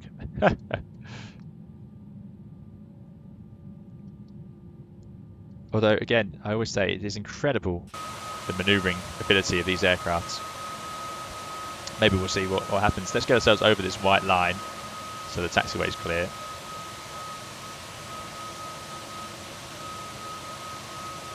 Okay, that'll do. We're over that line, I think. Yeah. Parking brake is set. APU is available. Let's shut down those engines. Get a nice spool down sound of the Neo. So that's 2000. It logs you off the system. XPDR. Seatbelt signs off. Okay, excellent. And guys, thank you so much for joining us for this flight up to Inverness. I hope you enjoyed it. Is Matteo on the runway? I did hear him. He's running a little bit behind. Oh, they seem to have stopped wimbling quite fast. I wonder why that is. But there we go. Now they're down, we can set that beacon to off. So let's go have a look at the replay. I'll just disconnect from VATSIM. Get rid of that, and off we go. So yeah, really nice part of the world. And let's go for view external runway. So if any of you have ORBX, Scotland, I highly recommend heading up here. It's just lovely. Now I think we did do a bit of a float, so let's see. Let's accelerate our way in. And we'll get ourselves ready. Oh, there you go. Carda's got the explanation. The Toliss, they stop really fast with this plane after shutdown. Thanks for that. Yeah, that makes sense. Okay. Now the sound might not work. I have had trouble with the sound pack. Oh, here we go. No, it seems to be working. There we go. And there come those reverses. Amazing, amazing work by Carda. Doesn't seem to, sadly in the replay mode, the particle effects don't seem to work. So that's just something we'll miss out on. But yeah, there we go. Yeah, the livery we've created. I hope you guys enjoy it. I do quite like it. And you see these ailerons both go up. That's a feature in the Toliss that I've enabled that is a software update to a lot of the Airbuses. But yeah, they do that a few seconds after touchdown to really plant the airplane, act like spoilers, which is a really neat idea, I think, and a great example of why the fly-by-wire system gives a lot of flexibility. So really, really nice. Oh, no, too far. Right. So that's it for today, guys.